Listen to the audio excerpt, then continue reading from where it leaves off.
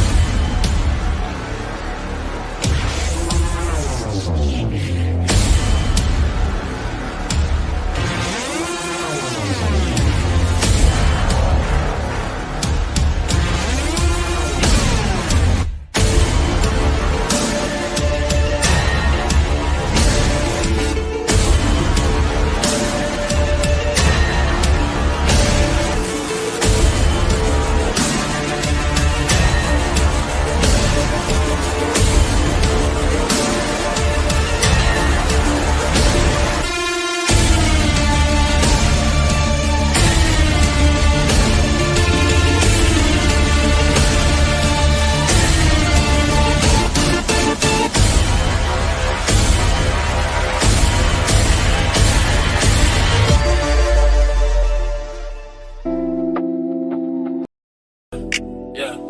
It's a broadcast. Perfect.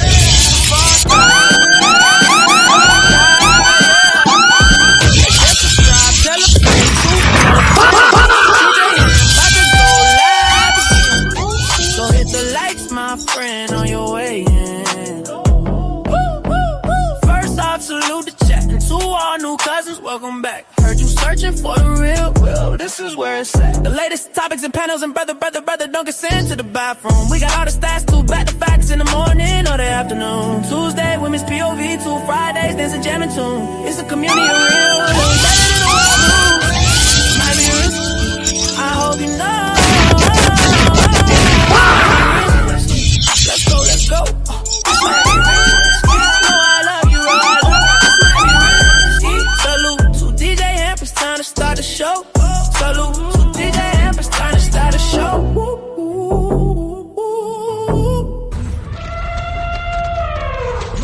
It's a stampede! DJ Ham the Stamp. DJ Ham the Stampede. Yo, like, share, subscribe, tell a friend, hit that like button right now if you can. That helps the channel the most. DJ Ham, 10 people in the building, man. I'll be busy on Saturdays. We got some work to do. The kids got somewhere to go, but I said we gotta touch on this pause before the weekend is over. I was seeing and hearing about it yesterday after I got off the stream. So the Rainbow Kid, he sent it to me, and I missed it when he sent it on Instagram. But I said, geez, Louise, man, just the just the imagery itself. I don't know how they gonna defend this shit. I just don't know. For those who don't know what I'm talking about, please hit the like button. Salute everybody in the building. This is a pop-up. We're gonna be here for a good time, not a long time. I'm trying to drop the link, see if we can get some additional commentary. As you know, like, I don't have a political affiliation. You know, I got a different prescription in terms of how that all that works. However, I do get a lot of edification, and I understand the logic behind why people may subscribe with certain things. Usually people are like one party voters or one concern voters. Like, someone will remedy an issue that they have directly, and therefore they kind of side with them. But also people are siding for the sake of siding, meaning they are a Democrat, so they find a way to make the Democratic Party's let's say talking points make sense, and vice versa. Yeah, so see, Cantrell, I just looked up the video because people were sending me clips. The clip is crazy, right? If you don't have any more context, you're just looking at the clip. But this one right here is the entire video. Although I don't know if it changes anything in terms of the imagery, what it is, what it says, the history behind the imagery itself. So hit the like button, hit the like button, hit the like button. Let's take a look at this. Salute to everybody in the building. I don't know. I don't know, man. I'm gonna drop the link. Hopefully, we got some people who support. This is the entire clip. This is the entire clip. It was. Let's see.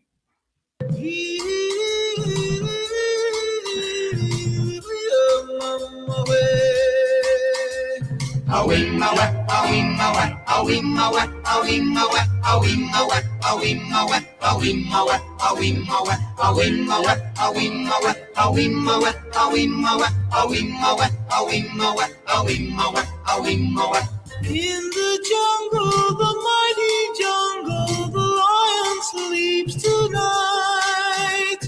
In the jungle, the quiet jungle, the lion sleeps tonight.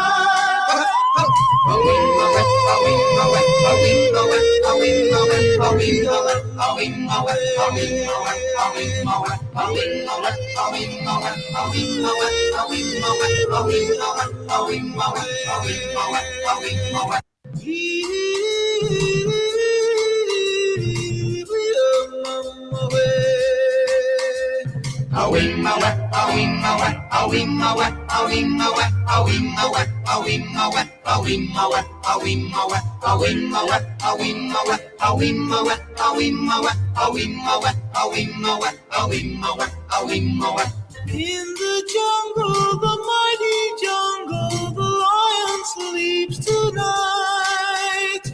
In the jungle, the quiet jungle, the lion sleeps tonight.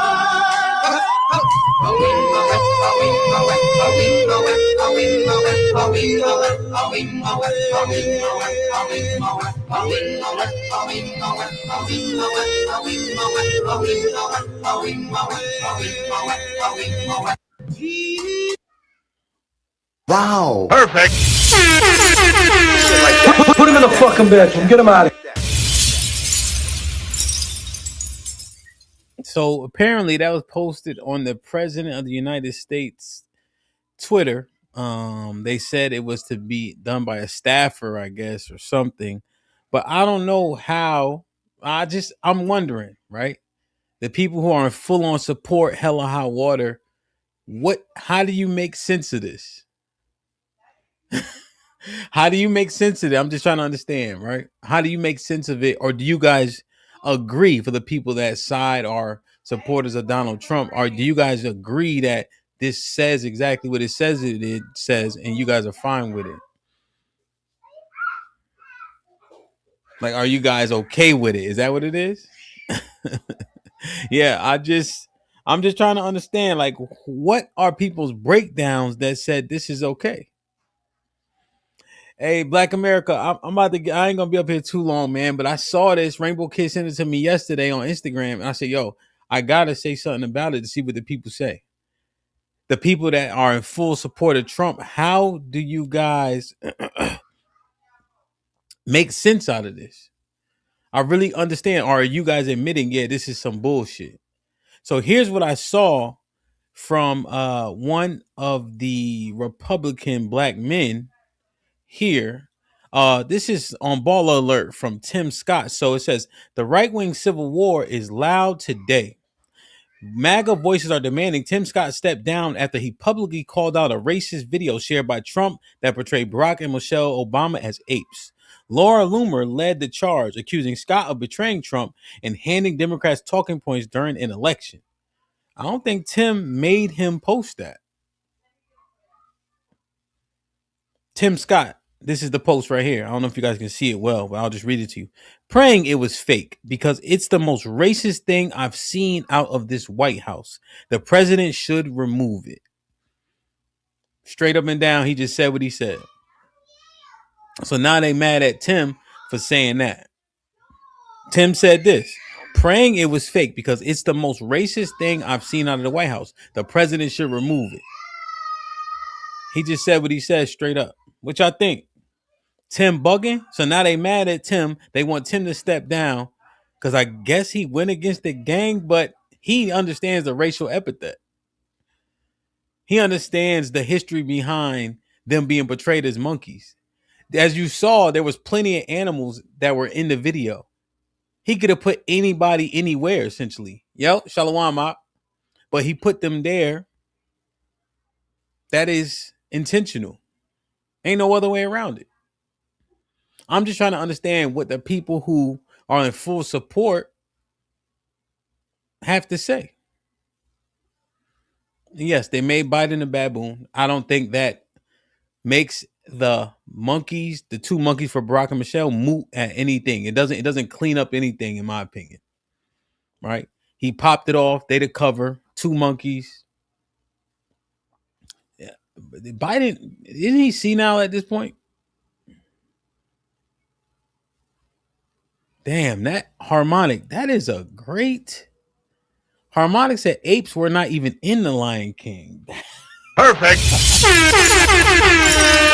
Yo, that's crazy that you point that out. That is crazy that you point that out, harmonic. Damn. So now they on Tim Scott ass. Now I just saw this clip here. Let me see.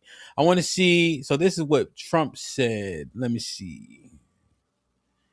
So Baller Alert says, asked a staffer would if the staffer that posted it would be fired, whether an apology was coming. Trump said no to both. He claimed he did not see the full video, said it was passed along and posted, and added that he did not make a mistake.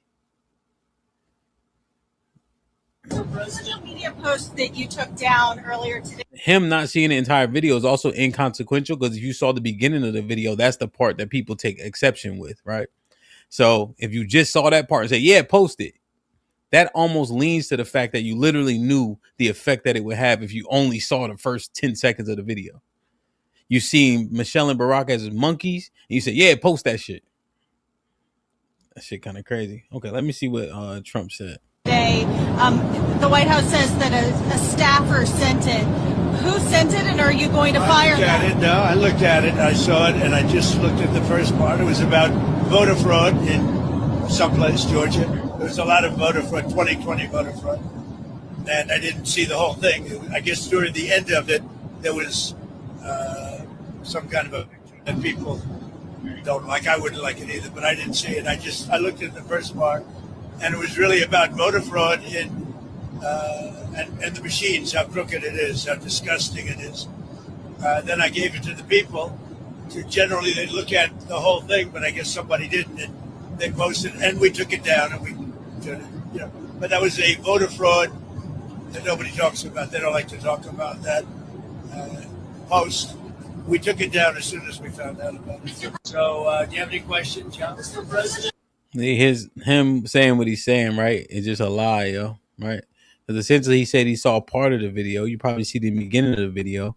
Them being monkeys is the beginning of the video. You let it post, right? Understanding that people will copy, paste, record, screenshot. So it has its effects. People do that all the time. I think I hear about Kevin Durant often posting things and deleting it, but they know that people grab it before they post, before they delete it, pause. And that's intentional. That's a tactic, right? So if people are accustomed to you posting things and taking them down, they're quick to run to your page, retweet, reshare, screenshot, and repost. So it still has the same effect.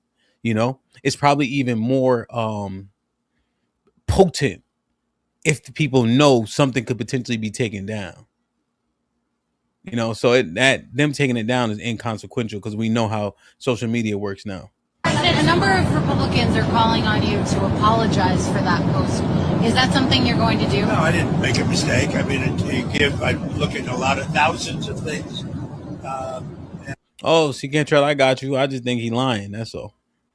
I looked at the beginning of it. It was fine. And they had that one post, and I guess it was a takeoff. By the way, a lot of people covered. If you look at where it came from, I guess it was a takeoff on the Lion King. And certainly it was a very strong post in terms of voter fraud. Nobody knew that was at the end. If they would have looked, they would have seen it. And probably they would have had the sense to take it down. But that was a takeoff on the Lion King. And a lot of people were covered. One different in different positions. So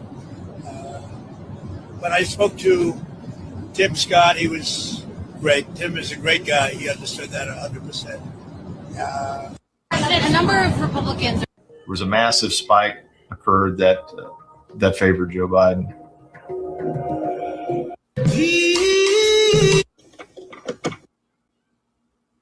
There was a massive spike. I don't know, bro. I don't know how they see it, but how you see it, right? And it's not even dollar suit the dollar washer. It's not about like the sensitivity. It's about calling what it is, what you see, right? And if it's coming from a leader, right? Should there be scrutiny? Or like with great power comes great responsibility. Is anybody able to make any joke or any racial? Like, I just don't understand like what that means. Cause I don't know if this is about sensitivity, but it's rather just a matter of what's right or wrong, right? What you should do or not do, you know? I think people get confused when people address the thing that is wrong, right? It's not even about being overly sensitive. It's saying, hey, you call out the thing that is unbecoming or incorrect or wrong, especially as it pertains to leaders. Leaders don't get to do what everybody else gets to do.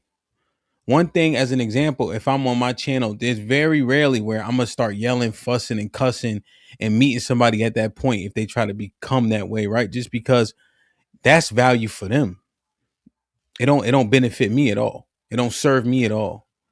So they can act a fool, right? But if you're a leader in a particular position, even in a small thing like YouTube, right, you have to be cognizant of that fact. Yeah, super unprofessional, just doesn't make sense. Yeah, and he be doing too much with his social media, and I just don't know how people could look past that, honestly, if you are a supporter. And Tim Scott said what he said. So I just saw this right before I hit the live button. Let me see.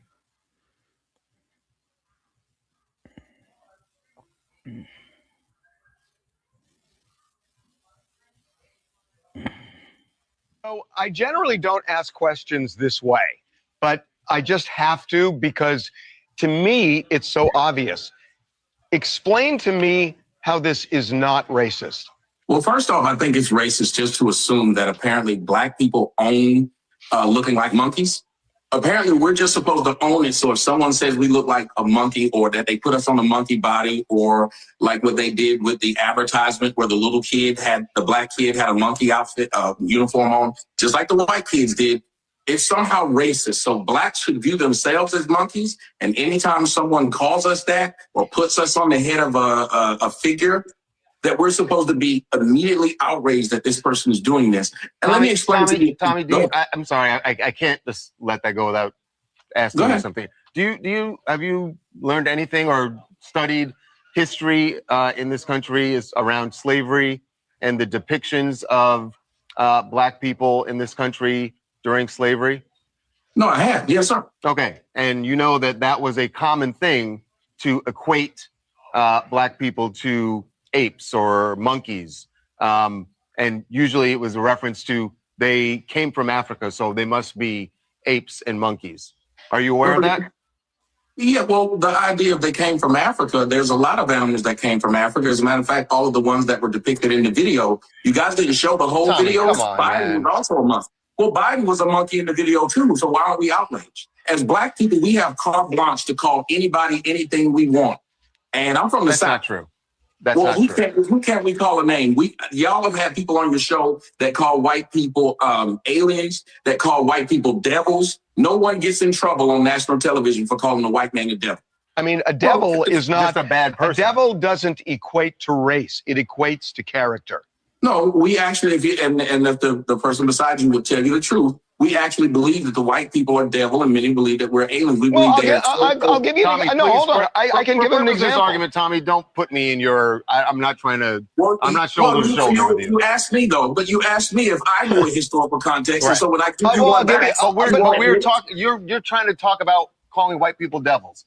No one's saying that that's okay, but that is a different thing than what we're talking about. What I'm trying to say is, as a black person, I refuse to believe that every time I see a depiction of a monkey and a white person doing it, I'm supposed to be outraged and automatically just upset. So I'm just agreeing that this is the depiction of me and my people. It's so ride or die with certain people in Trump's camp that can't you bend the knee on one issue and still be a Trump supporter?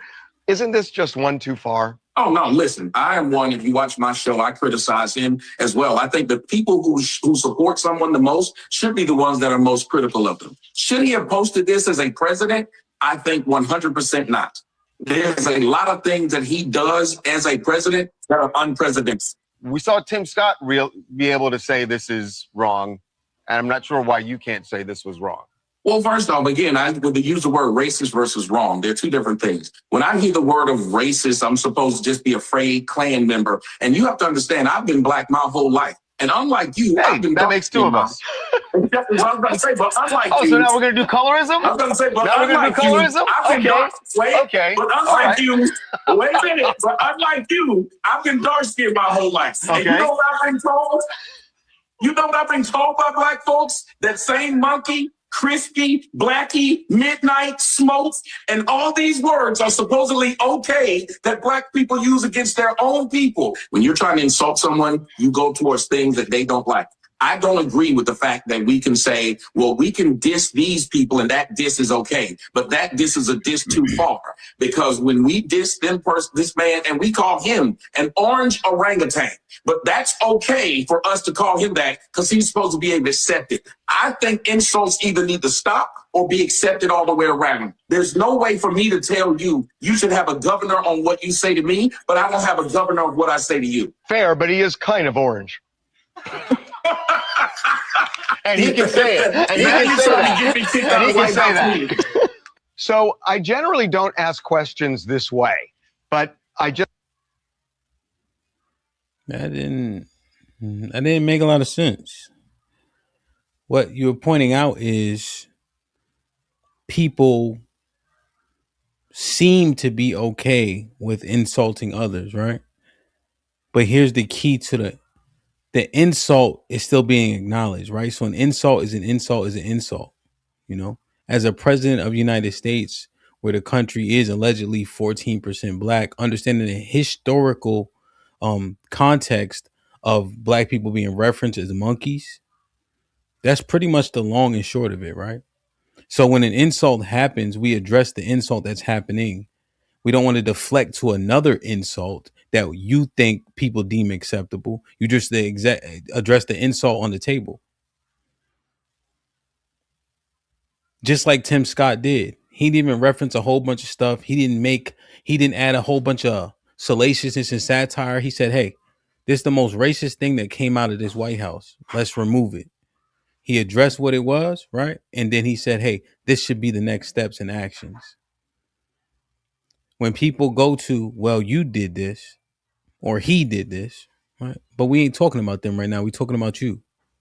When we're talking about them, I would expect for you to hold them accountable in real time. It makes no sense for them to start talking about, well, you let him get away with it. The truth is, if something's wrong, let's just call it out right then and right there and be done with it. That'd be the problem when they always talk about us as it pertains to like violence from the police. You know, they're always talking about how we never think that the person did something wrong.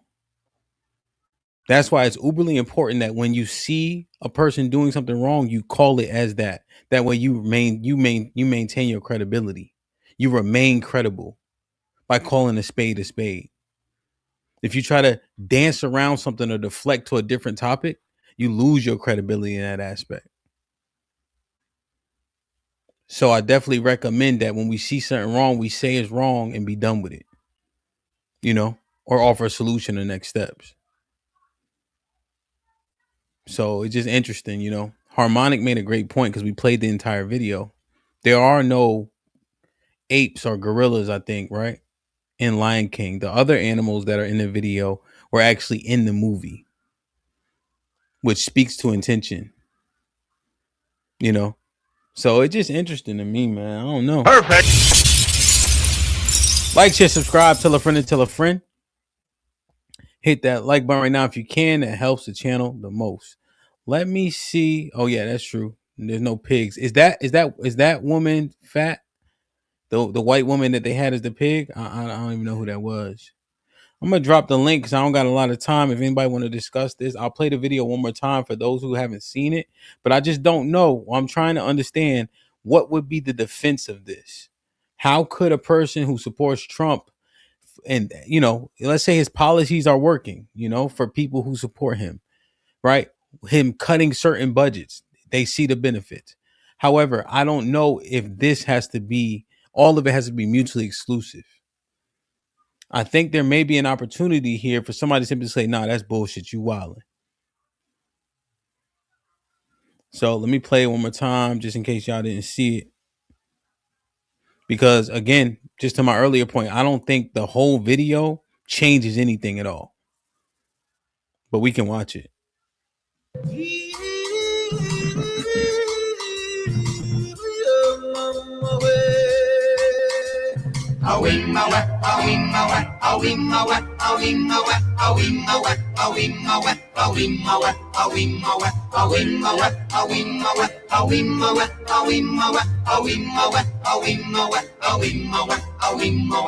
In the jungle, the mighty jungle, the lion sleeps tonight.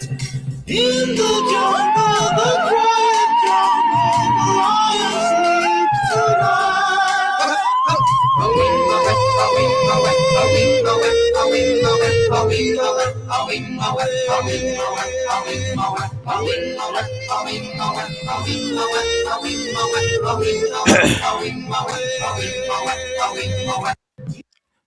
Yo, 100%.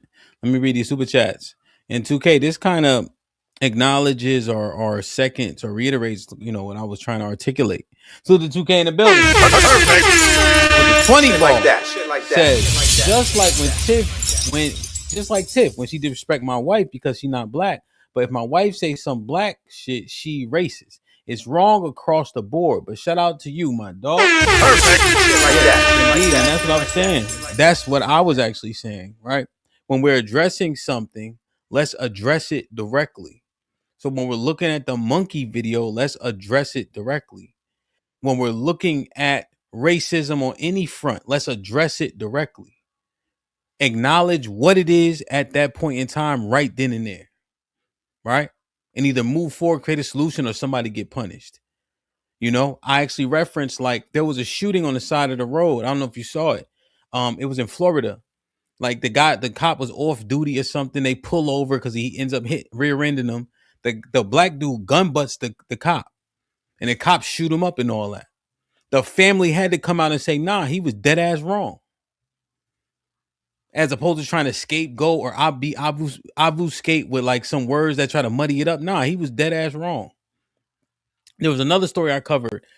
Her name was Asia Johnson or something. She played for Georgetown, and she was having a mental episode. Her neighbors, her family called, say, "Hey, go check on her." She come out the door swinging at the cop with a machete. He tried to back up. He finally ended up shooting her. That's a what do they call it? A good shoot, I think is what they say. So just call it for what it is. Yeah, I'm not of the ilk that black people can't be racist. It's interesting about the word racist specifically, right? So the suffix ist means have an affinity for or, pertaining to, right? So pianist, gymnast, right? So racist people often have an affinity for their own people. Racism is the thing that I think most people start to argue about. But yes, there are notions about black people. Historically, ape has had a negative connotation as it relates to black people. The goddamn devil, right, can just be, devil means deceiver. But we know that we heard the white man is the goddamn devil since time immemorial. So we're not going to be obtuse, and people take it and negatively. That makes sense. You acknowledge that, yeah, they probably should take it negatively, and that's what I'm saying. Keep it consistent. So we kind of saying the same thing. Let me read these two. I'll bring my brother up that's in the back real quick. Hit the like button, hit the like button, hit the like button. John with the 10 out says the Blackface Brigade, aka Black Maga, will always trot out and find yet another way to dismiss the bigotry of the racist oath and the white nationalism that now has control of democracy. Like, share, subscribe, tell a friend to tell a friend. Hit that like button right now if you can. It helps the channel the most. Yo, what's pop? Oh. Perfect. What's goody?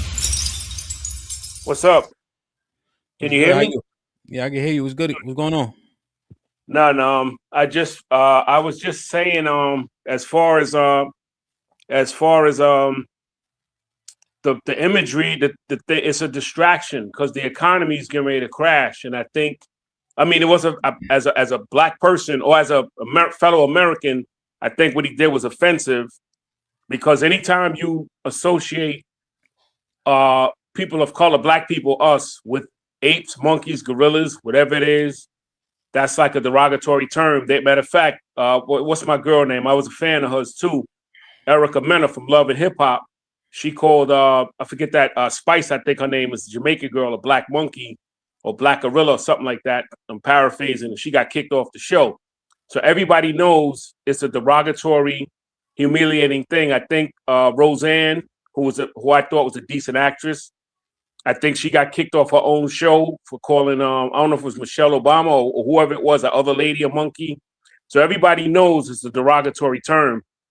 So there's no excuses. Even Tim Scott, who I almost never agree with, even he went at Trump a little bit, and so did other Republicans that stand on principles. We know historically blackface, monkeys, gorillas, apes has always been associated with negativity towards black people. But I personally think it's a distraction to take away from the Epstein files and the economy getting ready to crash and all the other stuff. That's just my personal opinion. Because it's like, it's a mind that, and they know how to gaslight. Like, he can't gaslight me because I know your game. Like I said, I know the game, and I know that people do things and say things to gaslight people. Yeah. So, but go ahead. So drama, that's what I was saying, right? One of my brothers said, we be too emotional. I said, it's not even emotional. You just calling a spade a spade. You know what I mean? Like, don't piss on me and tell me it's raining. You know what I mean? Like, I'm gonna say what it is.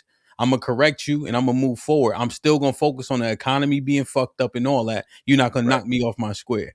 But it is what it is. Where do you align, if you don't mind me asking? As far as what? Politically. Oh, I'm in my state. I'm registered as a Democrat. Okay. But I'm independent at heart. But in my state, you're not. If you say, let's say you register as an independent, you can't vote in the primaries. Yeah. Because sometimes the primaries are harder than the actual election. Yeah. So I always wanted to give myself that option to be able to vote in the primaries, because the Republicans overall, even though historically, because they try to throw that in my face, or the Republicans is the party, originally black people were a part of that party originally, and I understand all of that historically. Okay. But traditionally, nowadays, the Republicans don't have my best interest at heart. They're more against my best interest. Okay. Than the Democrats in 2026. Who knows, in 10 years it might change again, but that's just what it is. Okay. Yeah, word is born. So I lived in DC for 10 years, and literally, if you are not registered Democrat, you can't vote in shit, basically, because really, from the councilman, everybody's a Democrat, right. And I was ignorant to it. So I'm like, nah, I don't align with them. But somebody literally told me, like, if you don't do it, you can't vote in nothing. Is that the state Kim Klacik was in? Washington, DC? Yeah. No, I don't. That name doesn't resonate with me. Yeah, she was a conservative, but she was going at, ironically, her and Candace Owens, two black females, they was going at it because they weren't on the same side of political issues. But I don't take nothing personal. Like, for example, like I like Nicki Minaj as an artist, and there was one time her fans used to go at me if I said something bad about her. Now I got to defend her because they mad with her about being a MAGA girl. Yeah. You see how people flip on you? That's her. You know what I mean? That's her. How she feels politically I don't necessarily have to agree with it, but it don't change how I feel about her as an artist. You separate her political affiliation with her music. Definitely, because it's two different Let issues. me ask you a question, O'Drama. Is that the same thing? Can you do that with P. Diddy and R. Kelly too? Can you separate their actions? Yeah, definitely. I think it's two different. I mean, I like I like R. Kelly as a musician. I don't necessarily agree with the things that he was accused of, but I definitely like him as an artist. That doesn't change. That's never going to change. That's never going to change with Diddy either. Nicki Minaj. I separated it. Like how I feel politically. You have the right to think differently than I think. Who am I to tell you who to vote for? That's your personal opinion. That's how like. We live in a society where people. I was going at it with a good friend about that. Who are you or who am I to tell the next person how they should feel about issues? Okay. Yeah. So they oftentimes they say, yo, Robert did all that wild shit. R. Kelly, the singer. And they said Sean did all that wild shit, but P. Diddy, the producer. Exactly. Well, I mean, I've separated because, like I said, I learned. Like I said, I learned how to keep my personal opinion about you and my political opinion about you separate. I think it's two different things. I'm not going to stop listening to Nicki Minaj's music. I like her music. I think she's one of the best female rappers ever. I think she's done things that never been done before. That's not going to change because she, sided up with Trump. That's her personal opinion. Word. Okay, let me read these two real quick. Rainbow Kid with the $10 says Roseanne Barr got canceled after saying Obama's aide looked like a product of an ape. They kicked her off her own show. We should have higher standards for the president than we do a comedian. John with the $5 says, shout out to the suckers who hit 315 with no warm up. I hate y'all. Shout out to the Get Fit room, man. We working in there this morning, man. Aaron with the $2 says, oh, today's show about to get interesting. I see. I ain't gonna be here all day, man. I said what I had to say. O'Drama said what he had to say. So O'Drama, let me ask you now, what do you? So you said the Republican, whatever what's the word I'm looking for? Their current standings, what they're pushing for, doesn't align with your best interest. Can you give me a couple that don't align with your best interest? They was against affirmative action, DEI. It's a whole bunch of stuff. I did was, I'm just going off the top of the dome now, but what I did was I wrote down a lot of things. It seems like they're always they're against reparations. It seems like that party is agitated by Black advancement. They're the ones that they're tearing down. They're supposed to be. They wanted to put up, Robert E. Leaf statues where were taken down. They're, everything that I stand for. Not everything. I don't want to say everything, but a lot of things I stand for in principle, they're against. Okay. So the abortion thing. I mean, I'm what you call. I feel a woman should be able to have an abortion. That's not that big of an issue to me, but they're against my beliefs with abortion. As far as the baby should come here and this and that, and I don't think that's always the best interest of the baby or the woman, and to tell them who they can and can't have, who they can't bring in to this world. So that's just it. I don't see how anybody Black or woman or overall of color, whatever, can vote Republican, because we call them in New York. Well, I kind of made it up, but we said they're graduates of Trump University because they but I don't like to call people out their name. I had to learn how to do that, to not call people out their name because I disagree with them. I just learned to, like, you know what, man, I disagree with you, but I could be disagreeable, if you know what I mean. Yeah, no, I understand. So now, Drama, here's where it gives me cause for pause, though. People are voting based on the things that benefit them, even things on pro-life, pro-choice, etc. Right? If how can you separate the things they align with their character? See, that doesn't resonate with me. You saying, yo, you voting for this, but they saying, yo, take this from Black people, take that from Black people, based on your words. But then you say, but you can still fuck with them. That don't make sense to me. I can, in a sense that I know how you feel about certain things. So I can't let that change how I feel about you. Because like I said, that's how you feel. And I feel people have the right to feel different from me. But it depends on the topic, right? It Huh? depends on the subject, though, right? It can't just be anything. In general, yeah. It depends on the subject, but I can't, like, in other words, like, let's suppose I support your show and I find out you're a Trump supporter. That's not going to change, because if your topics, I'm not going to always, I look at it like this. I didn't even always agree with my mother, my father, and she brought me into the world. So how am I supposed to have, so how am I supposed to have a guy on social media agree with everything that I say? Okay. That's all. Yeah, that makes sense. That makes sense. We gonna disagree on several things. Don't mean we can't still be locked in. But as I long can't, as but it's not something egregious, like something crazy, that'd be different. Right. Yeah, I mean, it's not like you said, yeah, well, I think pedophiles should be free. Now me and you got smoke. Yeah. Oh, what's up, brother? Let me shut up. Yeah. How you doing, brother? Let me shut up. Nah, The mic, I think, is off. Man, I don't know if you ever been up here, but salute, my G. Good to see you. Yeah, I've been. Let me tell you, my computers. There's a new thing now. Some of these YouTubers are staying on 24 hours. I left my computer on last night, and it's still on.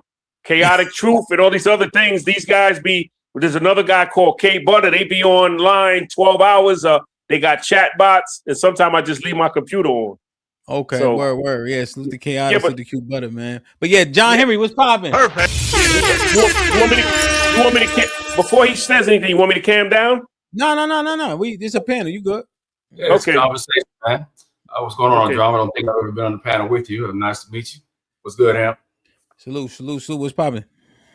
Yeah, so as I said before here, when you look at what's going on right now, when we're looking at this nonsense, we're looking at direct disrespect. This is not the first time that anyone, or even Trump has, from his cabinet, from wherever he's been in his orbit, has made the claim that the Obamas were monkeys.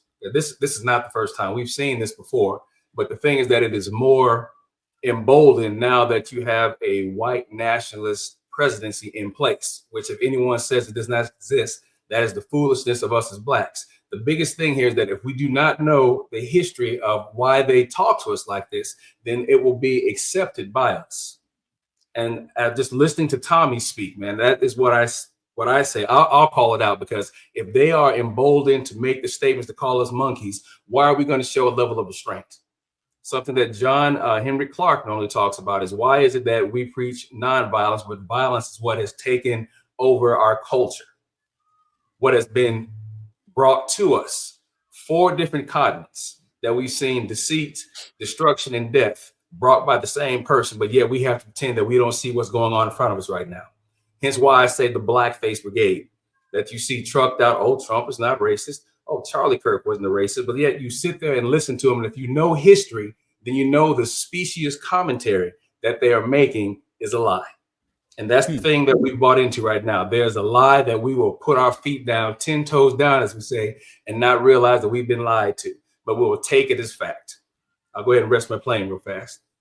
No. I mean, shit. I just listening to what you're saying, and that's one thing, John, that Drama and I were discussing, and also I had mentioned it earlier. It's like they want to we'll look at a thing, right, and we'll know it's wrong and address it, and people will start calling you emotional. And I'm just like, well, you see a thing is wrong, you just call it out. Like, I legit, John, don't have to get angry for a fist fight to happen. You know what I'm saying? Like, I don't have to get all up in arms. Oh, you did something you're not supposed to do? Then we may have to escalate the situation, right? It's just simple. It's not even like an emotional thing in my estimation. Go ahead, John. Yeah, so what you have here is the fact that I'll be called emotional, I'll be called a lie just because you don't know your history. It's like when you try to tell black folks that when they talk about slavery, they seem to think that, oh, well, blacks sold blacks into slavery. Well, no, you got to understand that before it even came to that point, before the concept of slavery that we know it even existed in Africa, if there were warring tribes that fought each other and one side won, the other lost, yes, they were enslaved, but it was for a period for 7 to 10 years. They were not slaves their entire lives. But that whole concept of slavery that we know it to be right now came to be because of the interference, or should I say, the interruptions from Europe, who put you in slavery for life. Even though they talk about feudalism, slavery was still something that was a concept that was for life, at least when it came to us. And people also don't realize that, slavery was sanctioned by the Pope. But when put your hands up right now if you knew that slavery was sanctioned by the Roman Catholic Church. Put your hands up if you knew that. Oh, hey, once again, us libbies, right? Us progressives. We know that, but if we were to tell that to anyone from the conservative side of the house, we're liars. We're victims. Yeah, but that was a long time ago. They're probably looking at the Pope now compared to the one back then. That's probably why. And there you go. Exactly. And that's the same thing when we have the conversation about, for example, Frederick Douglass once made the statement, the Republican Party is the ship for the black man. Everything else is the sea. Now, at one point in time, there was a relative statement, or should I say there was fact to that, because the Republican Party prior to 1965 was for blacks. It was that until the ideologies changed, which people argue about. But again, if you don't know your history, you will accept the supposed fact distortion that you're told right now. Okay. What's up, brother? What's poppin'? Goody. No, man. Good morning. How y'all doing? I miss you, man. I ain't see you since yesterday. Man, you baby this morning. Oh, I see you this morning. What's good though? No, man, just cool, man. Hearing all this liberal jogging and all this old shit. Yeah. Got the floor. Bro, I just hate to hear about the liberals and the Democrats and the Republicans. Like, bro, what is we doing? Cause like these are the same people. One red, one blue, one right wing, one left wing, same bird. I don't know why y'all get so caught up on the politics of it all, bro. But like it's like it just let me know like who's really confused. Why do you feel like you need an affiliation to be educated on this? Yeah.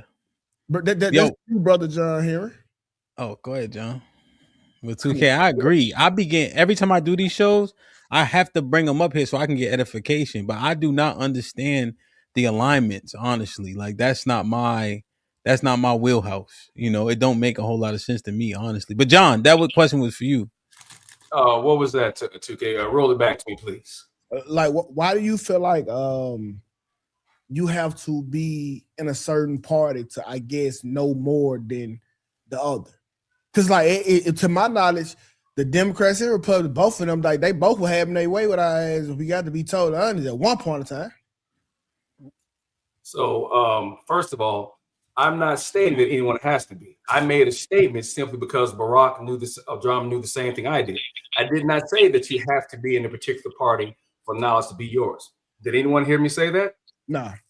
All right. So therefore, I don't know where your statement comes from, 2K, but I'll go ahead and just focus on you for a second.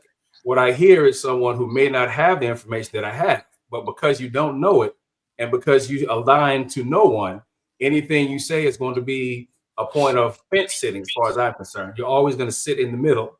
You're always going to play that middle ground. So if you're going to play the middle ground, I'm going to say, I'm not going to pay attention to what you have to say, because ideally, when I listen to you, when you speak, it's going to be from a point of agitation. It's just going to be the point of, well, what's other party ever done for us? What's the country ever done for us? Now, systemically, I'm just going to say this one last thing and leave it right there and see how you guys pick it up. America has always been a racist country. I can solidify that, but I'm going to leave it right there. And I'm going to put it back at you, 2K, since you feel that for whatever reason that someone has to be educated to make a statement. Well, see, my problem. Can I elaborate? Let 2K go. They kind of going back and forth. So. Okay, 2K, go ahead. Sorry. So my thing is, bro, you call it fence sitting. I call it me being in the middle, and I don't have a stake in the ground nowhere.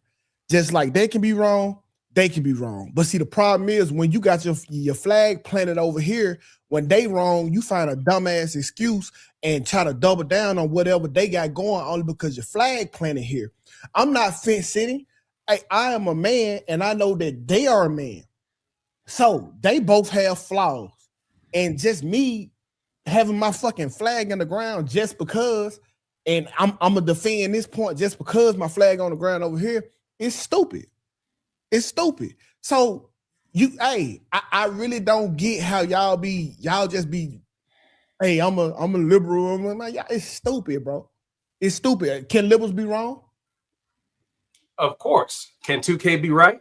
Absolutely. I'm right. All right. But I'll say this. You can be right sometimes. All right. So other times, if you are not correct, that may be either because of difference or because of a proven fact. So here's the fact, 2K. Mm-hmm. Is it the Republican Party or the Democratic Party who said that Black history is racist? I don't know. They the same people. Okay, so this is the ignorance, folks. So I made people saying this is the ignorance I'm talking about. You don't know who is what. You even said that you don't choose, but then why are you gonna speak on it? Listen, because I'm not stupid. One wear a red tie, one wear a blue tie. It's the same bird. The White House don't change colors, my nigga. No matter who's in it, the house is white.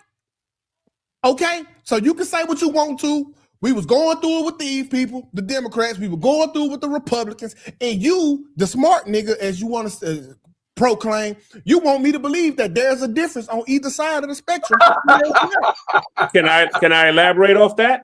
Go ahead. I'm done, Barack, for the moment. Go ahead. You got this. Okay. Let's go. So after O'Drama go, then we're gonna get my brother Trey in. Trey was popping. Oh, Trey, if you want to go first, I'll shut up. Yeah, you know what, O'Drama, let's do this. Let's get Trey in. So now we got everybody's voice on the stage, and then we can go back and forth. Trey, what's going on? Brother Trey. What's good, yo? What's good?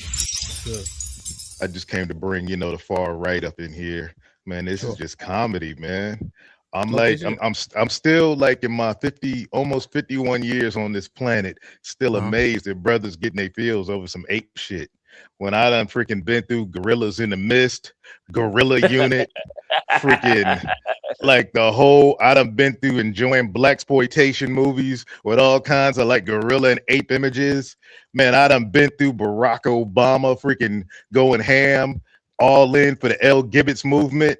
And y'all mad he being depicted as a monkey? So what? He's being depicted as a monkey. Oh well, it's a freaking monkey. Does a depiction of a monkey hurt you in the field so bad that oh my God, they're coming at our peoples? What peoples? Americans. It's just Americans. Americans make fun of each other. You see all the depictions of the Browns up there. Is like what AOC is a donkey and some other Browns. What you don't see them crying and chipping out. Because they know what they like. Okay, it is what it is. We make fun of each other. We do this, but at the end of the day, let's get over there and get that American money, and let's send it back, to my peeps back in El Salvador, back in freaking Nicaragua, or freaking Paraguay. We'll let the blacks chimp out over that stuff because they soften their feelings, and we just slide in and take, with the left. Y'all brothers over here to the right, my man O'Drama and my educated brother up here. Y'all supporting the side that is freaking just handing over things that FBA folks that was a lineage. It was FBA's country. It was white people in FBA. But because y'all getting the feelings, the Browns is just sliding over here, just taking it. No, we don't disagree with that. I'll go ahead, Barack. My bad. You had it next. No, I was going to say that no, I'm just saying when you weigh the pros and the cons with the red and the blue, I just think the blue for average person of color, and I don't speak for everybody black, but for an average black person, I think they got more of our interest at heart than the red side. That's Why, what bro? I'm saying. I don't want to see kids killed, man. I don't want these trannies all up in the schools and shit. No, I'm not talking about that. I don't want that. Which part are you talking I agree about, with bro? you. No, there I agree. No. When it comes, that's why I said when it comes to that issue, I agree with the red side. But I'm talking about overall, like the DEI stuff, affirmative action. I need meritocracy, bro. I don't want some brown, some freaking. I'm sorry, my wife's here. My wife's Dominican. I don't want some brown, not to offend you, baby, but I don't want some brown getting hired over me just because they illegal and they came over here. But Browns, Bad Bunny is cool now, bro. I prefer meritocracy because it hurts you in the end, bro. The same policies that you rocking with are gonna take money and take jobs away from black folks, bro. No, that's not what I meant. I'm talking about. When they come up with these agencies and these policies, it's because the legacy people is getting everything. So when they come up with these policies, it gives somebody qualified a fair chance. That's what those things are meant for. It means that if you want to be a pilot, Jim's father can't just give it to his son. You have an option of trying to get your foot in that door. That's what it's meant for. That's not meritocracy, bro. As a I did a whole lot of time in the military, bro. Meritocracy is this: the best man gets the job, the best woman gets the job. You're good at what you're at, you get the job. You're talking Yeah, about but they don't always. nepotism. Yeah, but they don't always do that. Don't you realize? That's No, nepotism, bro. let me finish. Don't you realize if they put a white person in charge of something, is no resistance. But when you put a person of color in the same position, it's backlash. If you put a female there, it's backlash. You don't never see backlash when I'm just saying. Just look at it from my perspective for 1 second, bro. I'm a Steelers fan, man. I watch my alum Mike Tomlin freaking take my Steelers, and he's my homeboy. I watch him take my Steelers, bro. Where's that? They put a brother in charge. Wait a minute, but didn't he win a Super Bowl with them? Is that on his resume? No. Long time ago, bro. I'm asking you a yes or no fan, question. Man. That hits deep to the heart, bro. We ain't got everybody knows you won. I don't know how far back you go. Let's do this. I don't know how far back you go. I went to college with him, bro. I went to college with him, bro. Can y'all hear me? Can y'all hear me? Yeah, go ahead. Next man. Listen. Don't. This not that type of party. I just want y'all to understand that, right? Yeah. Let's get off that. Go ahead. I'm quiet. My bad. No, it's all good. It's all good. So, that's actually an interesting point, Trey. You said a few things. I want to make sure John responds. The meritocracy thing is interesting when as it pertains to nepotism, because nepotism by definition would inhibit that, right? Because then you would bring on people that look like you're related to, that you have an affinity for, right? When a meritocracy says the best person should indeed have the opportunity. And so when they do have to implement things like the Rooney Rule and et cetera, is because they're not considering certain groups of people. And so that's why the affirmative action thing did make sense for a long time. And it benefited white women probably mostly, right? So if people are unwilling to even give those people an opportunity, then what happens? A meritocracy doesn't exist. Exactly. It wasn't about, giving my boy the opportunity. It was basically about, okay, we're going, some woke stuff came into office. Oh, we don't have enough people that look like, screw the job, screw who can get the job done better. We don't have enough people who look like this. And what you don't see, that's a Marxist Trojan horse, because what has it led to in 2026? Bad Bunny at the Super Bowl. We got Bad Bunny like Floyd, salute to his music or whatever would he do. I mean, if y'all understood the lyrics, you probably wouldn't be supporting him like that. But here's the thing, not saying y'all, but I'm saying people in general. Yeah, they don't understand what he's saying. But I can't play that music around my mother-in-law because I'll get slapped if I play his music around her. Yeah, but he got some clean stuff. Everything's not bad. I know some of his. Let him. Like his overarching point is he's there because the Browns. Because they slid the Rooney Rule in. I'm just saying, this is like some commie stuff. They the Rooney Rule was like a Trojan horse, and now that blacks get out the way. It's the Browns' time. And you speaking that nepotism, the Patel Motel gang mafia. You notice you go stay in hotels around the country, they all ran by Indians because they got in there. They made their own banks. They made their own financial systems within to where, now if somebody wants a contract for a motel, they got the construction, they got the contracts, everything they have is theirs, and they keep it. Somebody might be better, but no, we got to keep it Indian. Right. Let me get John. I got you. I understand your point. I think it's well made. So John Henry, there was a couple of things that Trey had said that I wasn't sure if you wanted to respond to. More particularly, I would like to hear your response about black people, quote unquote, chimping out about this or allegedly chimping out. And we seem to be emotional when people are just throwing jokes regarding things of this nature. And I can share your screen if you'd like me to, John. Hold that for a second. The first thing here is this whole chimping out thing. There's no blacks, I'll say, chimping out, because the fact is that if you talk about who more or less resembles the chimp, again, John Henry Clark. Anybody here know who John Henry Clark is other than HAMP and myself? And probably O'Drama. All right, see, this is what I'm talking about us not knowing a damn thing about where we come from. So John Henry Clark is one of the most prominent Egyptologists, not to mention African American historians on black history. Isn't as it was. When we have this thing of chimping out, there's no chimping going on here because of the fact that there's no emotions, but always someone claiming, again, as I said, the Blackface Brigade will shout out and simply say, oh, look at them, they're all in their feelings. No, it's a fact that from very beginning, when the racism presented itself, we have always been presented, they look like monkeys. But yet, if you were to look at a monkey, again, from John Henry Clark, his statement was, who has the long, thin hair? Who's got the thin lips? When you look at it, it's not us.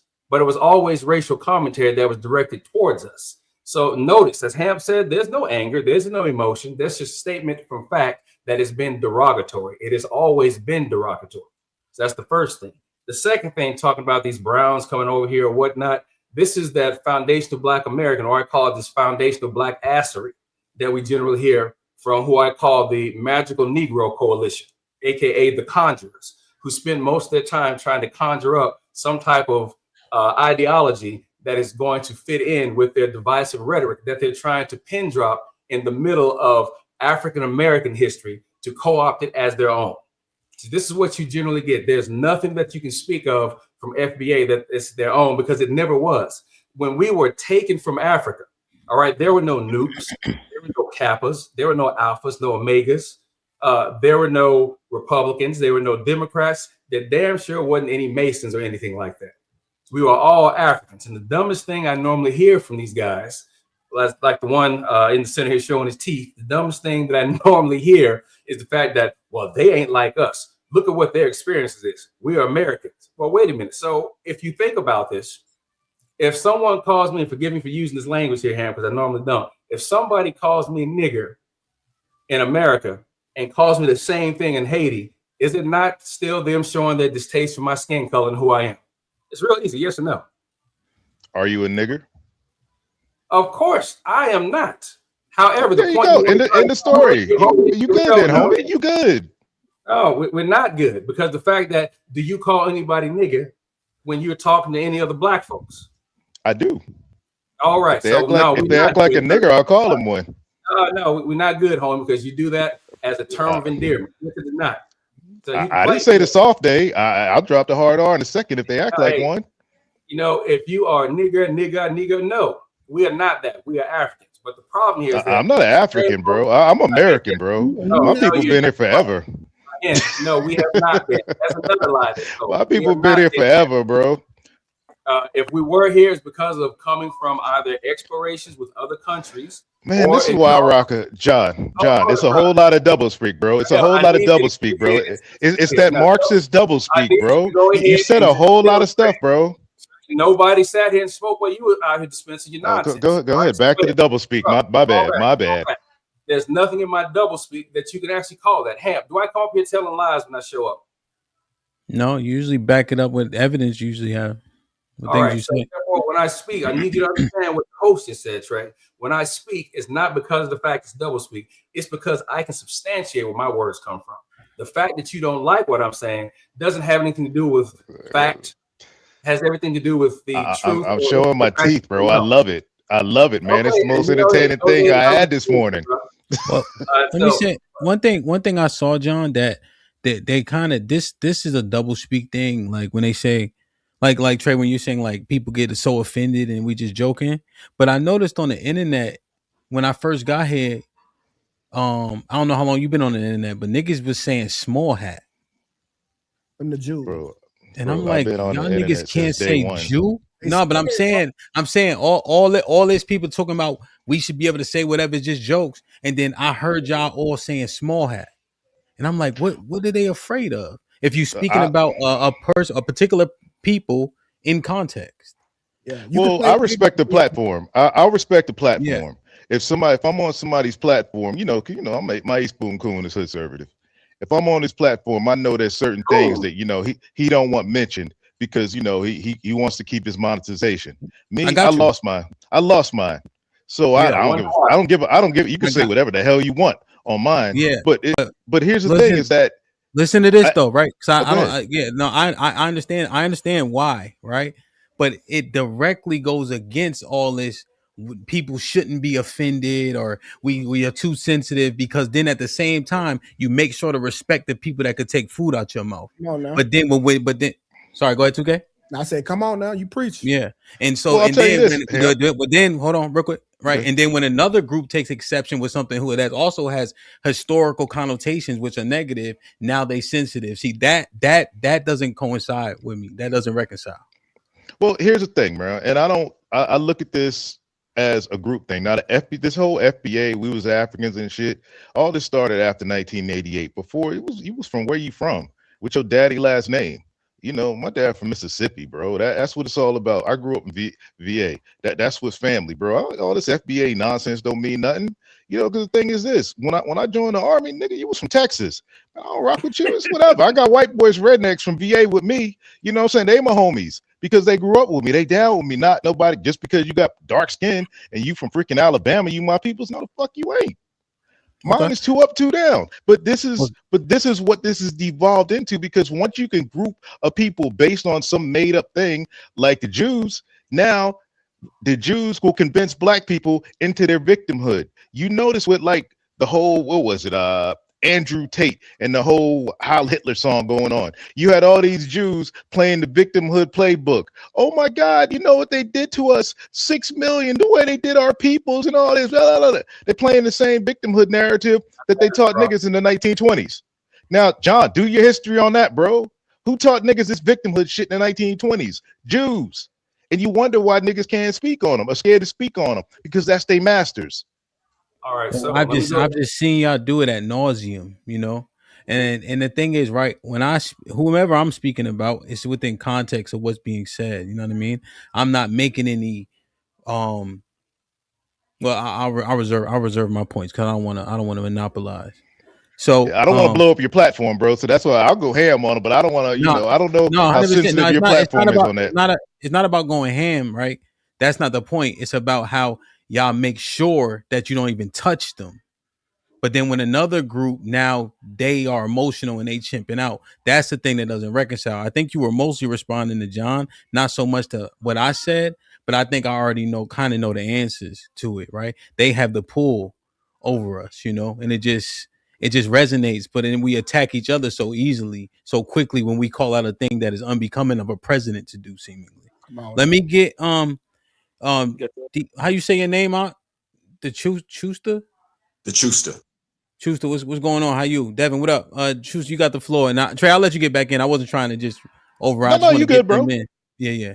Just in case. I wasn't trying to move on. I got to get 2K back in just in case you want to say something. Chuster, what's popping?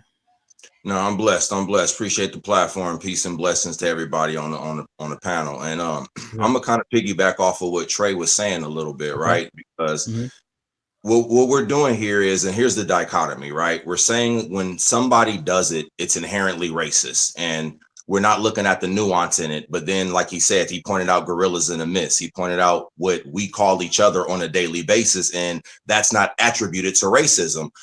We kind of sidestep what Tommy was saying, you know, with the black African booty scratcher. As a black dark-skinned man, I've been called some of the most racist things by black people, but yet if a white person says those, it's inherently racist. And my comment about emotionality in it is that basically whenever a white person does it, we go to one default perspective, but yet black people aren't a monolith. But yet here it is, we're all trying to agree with each other or convince other black people who don't see it as racist that this has to be racism. And that's the only way why Trump or the administration did it, which I think is just a total, we always say disingenuous, but I'm just going to say a mischaracterization of the actual conversation and what's happening.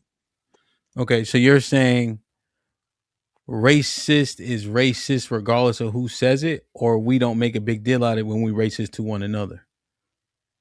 Yeah, precisely. If we do it to each other, it's not inherently racist. But if a white person was to do it, then by default, it's automatically racist. For instance, the monkey thing, right? So, for instance, I grew up in Southern California where we even refer to ourselves as gorillas or silverbacks, especially when you're strong, you're in a gym, you hit hard on a football field. So now if I say, oh yeah, that boy's a silverback right there, I'm not racist when I say it. But yet if the white man called you a silverback for the same exact play, for the same exact connotation, you're going to say defaultly he's racist. Why is that? Okay, so now as it pertains to what you saw, what did you see when he made those two apes in that clip? What I seen was, we live in a day of the internet memes, and we live in a day of trolling. What I saw was just a big troll against the entire Democratic franchise and establishment. That's what I saw.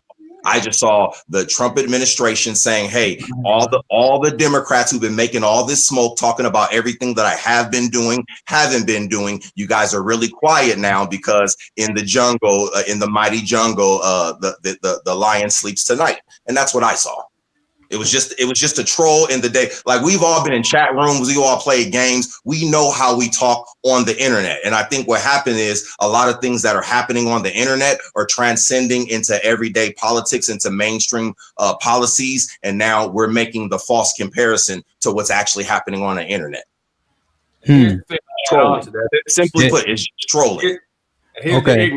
Now, John, real quick, it would have to be quick now because I want to make sure Devin gets the floor, unless he's gonna allow you the interjection. All right, so Devin. I'm sorry. Go ahead, Devin. Forgive me, Hamp.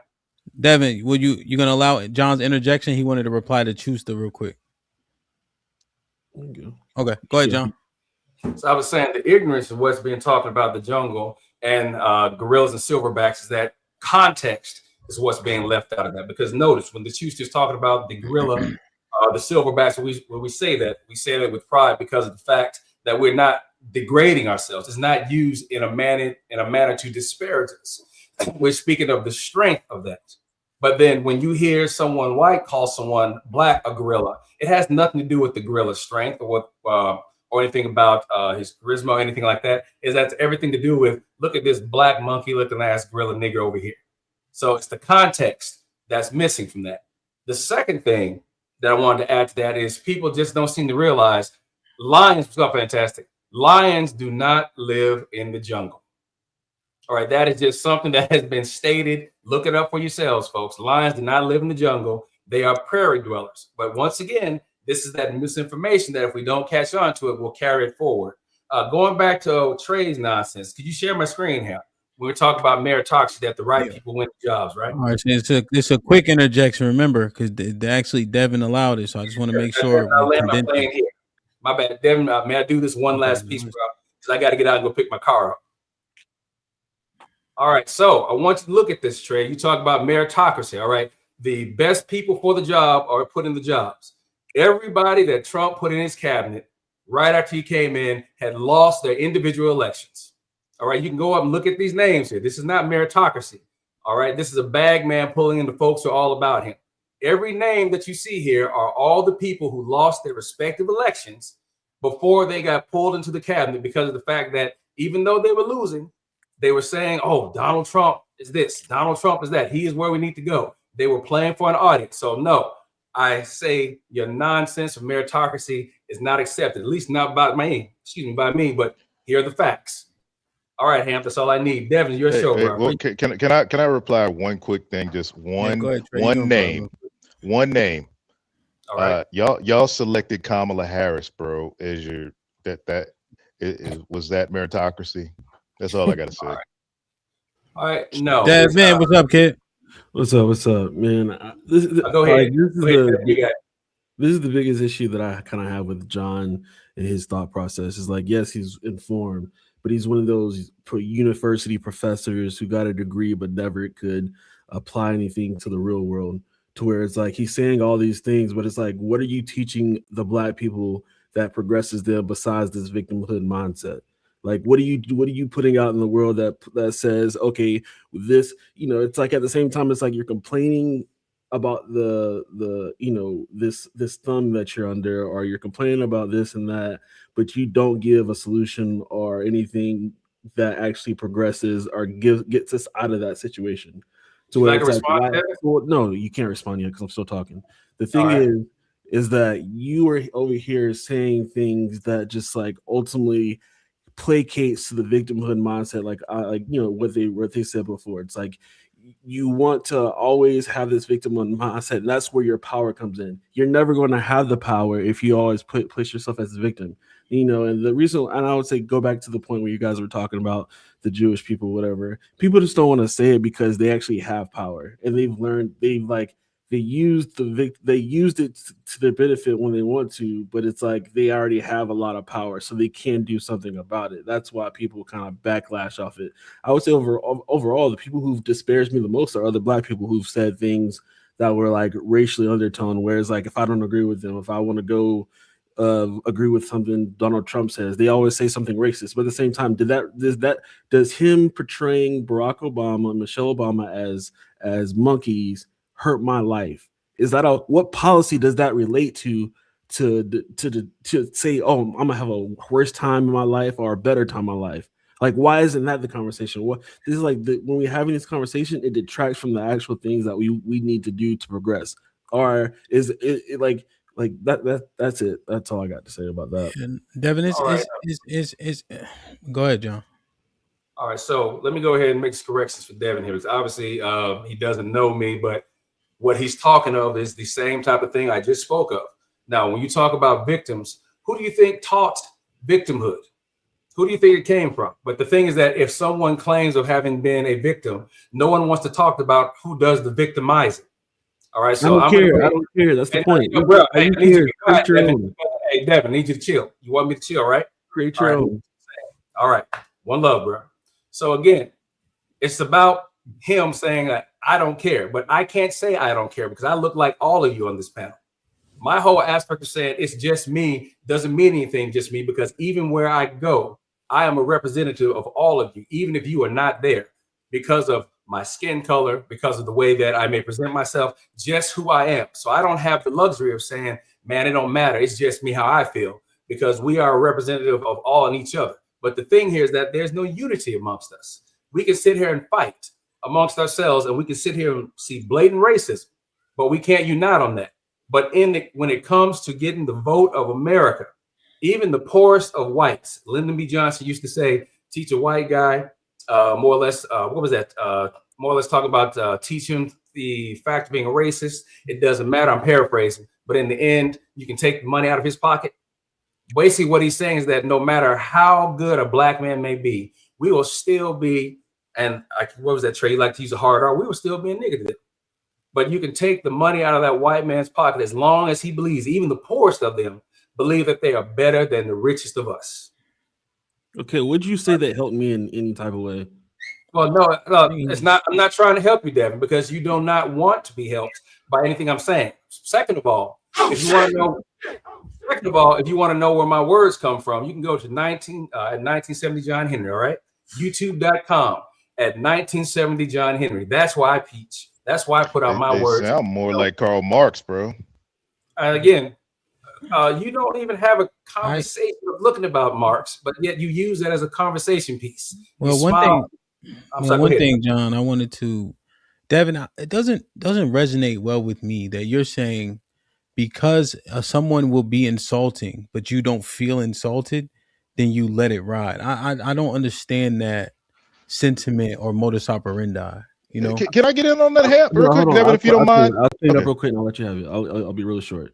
I think people may be walking around willing to play with you in particular ways because of that disposition, right? Like I'm very polite in the earth and I'm kind to people, right? But you're not gonna say or do just anything around me. Like that's how nothing ever goes, you know. And I just don't have that disposition. No. I get that, but the thing is like if I reacted to all the disrespect, I'd be in jail right now. That's a fact. That if I react to all disrespect, I would be in jail right now.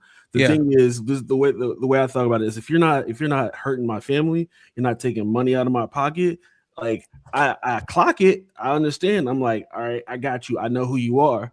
And I understand your undertones, the way you're thinking, but I'm gonna keep it pushing because in the day, I think there's races on the Republican side. I think there's races on the Democratic side, but at the same time, it's like I understand that, but I'm just like, forget all the stuff that doesn't affect my life. I'm gonna listen to your policy. How does it affect me, and where do I need to use that information for the better of my life? But this extra stuff and this all like history, lessons and stuff like that. Okay, cool. I understand that. But if you also don't understand history, you understand how this victimization and this thoughts of like, playing with people's emotions is used against us rather than to 100%. I understand your point. It has a little bit of, I understand the point. I'm saying what I would venture is that you don't react to anything. I think you use the term all. I don't think you're going to react to anything. I think that a lot of you guys with that disposition have a tendency to ignore most of everything that is disrespectful to you. Well, Hamp, here's the thing. Well, let me respond to this real quick. And it may be smart to do so, right? I'm not ignoring Here's the thing. Here's the thing, Hamp. It's like when you're locked up, bro, and you have the disposition to say myself and Devin you have to move differently. You've got to basically become locked like. Up. Sorry, I missed it. Did I miss something? You said locked up? Yeah, I was locked up, man, in Kansas. When you are, bro, You got to play down. You can't have the disposition that I have when you locked it. Basically, you got to dumb yourself down and become emotional. When you start thinking too logical up in there, they start looking at you sideways. Like our in the disposition. penitentiary? Yeah, because the whole disrespect thing. Like it's somewhere like what you're saying. Like most of the guys that ended up there were there because they had an emotional reaction to something like, oh, they woman saying something to them, another man saying something to them, being disrespected. Yeah, and I'm with Devin on this one too, Hamp. You can't be you got to be numb to a lot of the words that's coming because a nigga like what's the nigga with the haircut? Dr. John. A nigga like him, if we had to react off of him, he'll be beat up every day. So we have to have that disposition when we out here. Like the words really don't matter, and the fact that the words can get you outraged, let me know that I can trick you at your spot.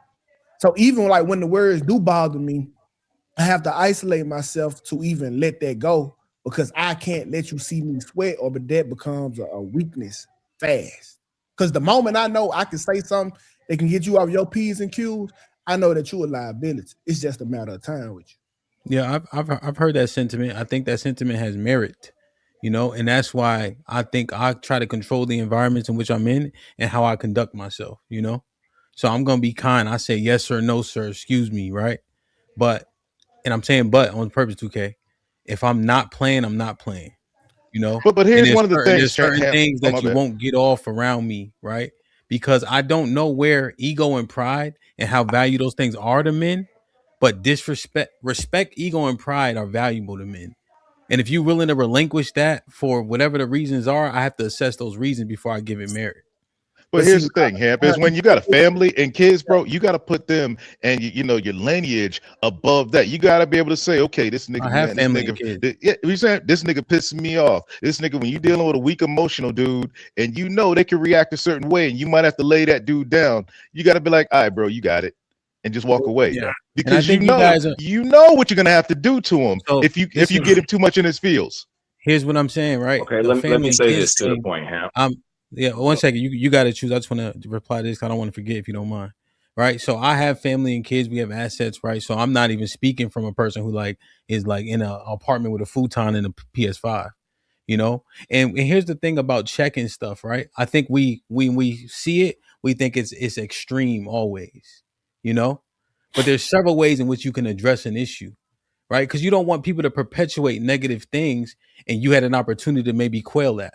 Because it may be he run into the wrong person next time and he lose his life because he don't understand how far that disrespect could get him. But that's him. Long as it ain't. No, I'm just saying, like in general, you know what I'm saying? Like I can check things in several different ways. Yeah, ain't nothing checking a nigga like him giving his all at trying to assault you and you pay it zero attention. Check your phone. That hurt more than he could ever know. Like, oh, you done took your time out and carefully craft the insult that I ignored. Like, look at 100%. Say again. Look at the back. Yeah, I can't. That's not you. Oh, yeah. That might be my dad, the junior. Okay, yeah, okay. Just making sure. I was confused. He was trying to make sure there ain't no weird shit. Oh yeah. Let me. Oh yeah, I was confused as hell what you were saying. 2K. Now I understand, right? I think Trey, Devin, 2K, you guys' sentiment regarding this is noted, and I think many of us default to that. However, I think I see what doesn't happen with the Asians when they had the Asian hate bill in 2 weeks. What doesn't happen with the Jewish emphasis on wish, right? Is because they don't actually allow anybody to walk around and say and do anything to them. But if the men have that disposition, then what happens to that entire community? Because whether you like it, understand it, accept it, believe it or not, they think we all in the same community, even if Trey may disagree. Let me get Choose to end and y'all can reply. Go ahead, Choose. And then we'll get Trey after Choose go. If you and Devin want to say something quickly, y'all can. And then I want to get Mr. Fantastic voice in. That's all.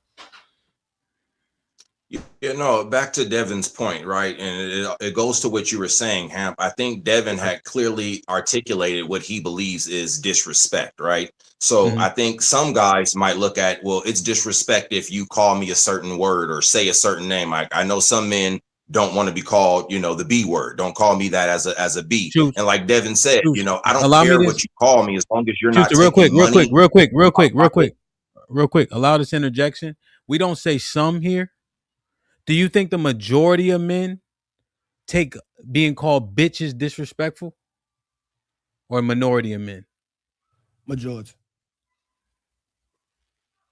No, I think it's the majority for sure. It's the majority. Right, but now, how do the majority respond to that disrespect? Right. So Devin could even say, "Hey, he could even say, I feel that as disrespectful. I think that to be disrespectful. However, like he said, I'm going to pick and choose how I address the disrespect, or like you said, Hamp, to the original point is now knowing why some people even choose to engage in said manners, right? Some people have nothing to lose, and this is why they're willing to risk it all and throw it all away over the smallest thing that they may perceive to be disrespect. And some people have everything to gain. Like, for instance, I'm from the hood, but I don't live in the hood no more. So I have a lot to lose. And the people that I've grown up with, they don't have anything to lose. So they're willing to risk a lot of their freedom, a lot of different things over the smallest details. And I understand what Devin is saying, where, listen, if you're not taking money away from me, or you're not. He froze for y'all, Trey? Yeah, he froze. Yeah, he froze, bro. Got that Trump Wi-Fi. Give me a second. Let me see. Yeah, no, I understand that point. We had a whole stream about this, not even with the Trump thing, just about cowardice. So we spoke about this ad nauseum. I know Devin and Trey wanted to say something, then we get Mr. Fantastic. Go ahead, brother. Oh, I was gonna say, man, salute Fantastic, man. I wish I could chop it up, but wife, you're looking at me. I gotta take off here shortly. And it's just, I got another house, man, in Honduras, and I'm always over Central and South America, and especially Mexico, bro. Like, if you gotta have some strong feelings as yourself as a brother to be down there when you're the only one. Like, you in Mexico City, you ain't gonna see another brother for maybe like a couple of weeks, maybe a month, and you're gonna get those looks. People gonna say things, and people, they're just ignorant of basically the plight of Americans who just happen to be melanated, because what they see is on TV, what they see is on YouTube. So they may come up and say some dumb shit to you because what they see in movies, some Tyler Perry movie they done saw translated in Spanish, and you got to be able to just laugh it off and be like, "No, man," say something to them real quick in Spanish and walk away. Whereas if you got the reaction that you might partake in the U.S., over there that's gonna get you real fucked up. You just got to be able to say it. All right, cool. Just eat it and just keep on walking. Unless, unless they close in and get in that space. But more than likely, it's not going to happen if you just, brush it off and walk away. Live to see another day. No, 100%. Yeah, we had that argument, so I don't want to belabor it. I think I share my sentiments regarding that.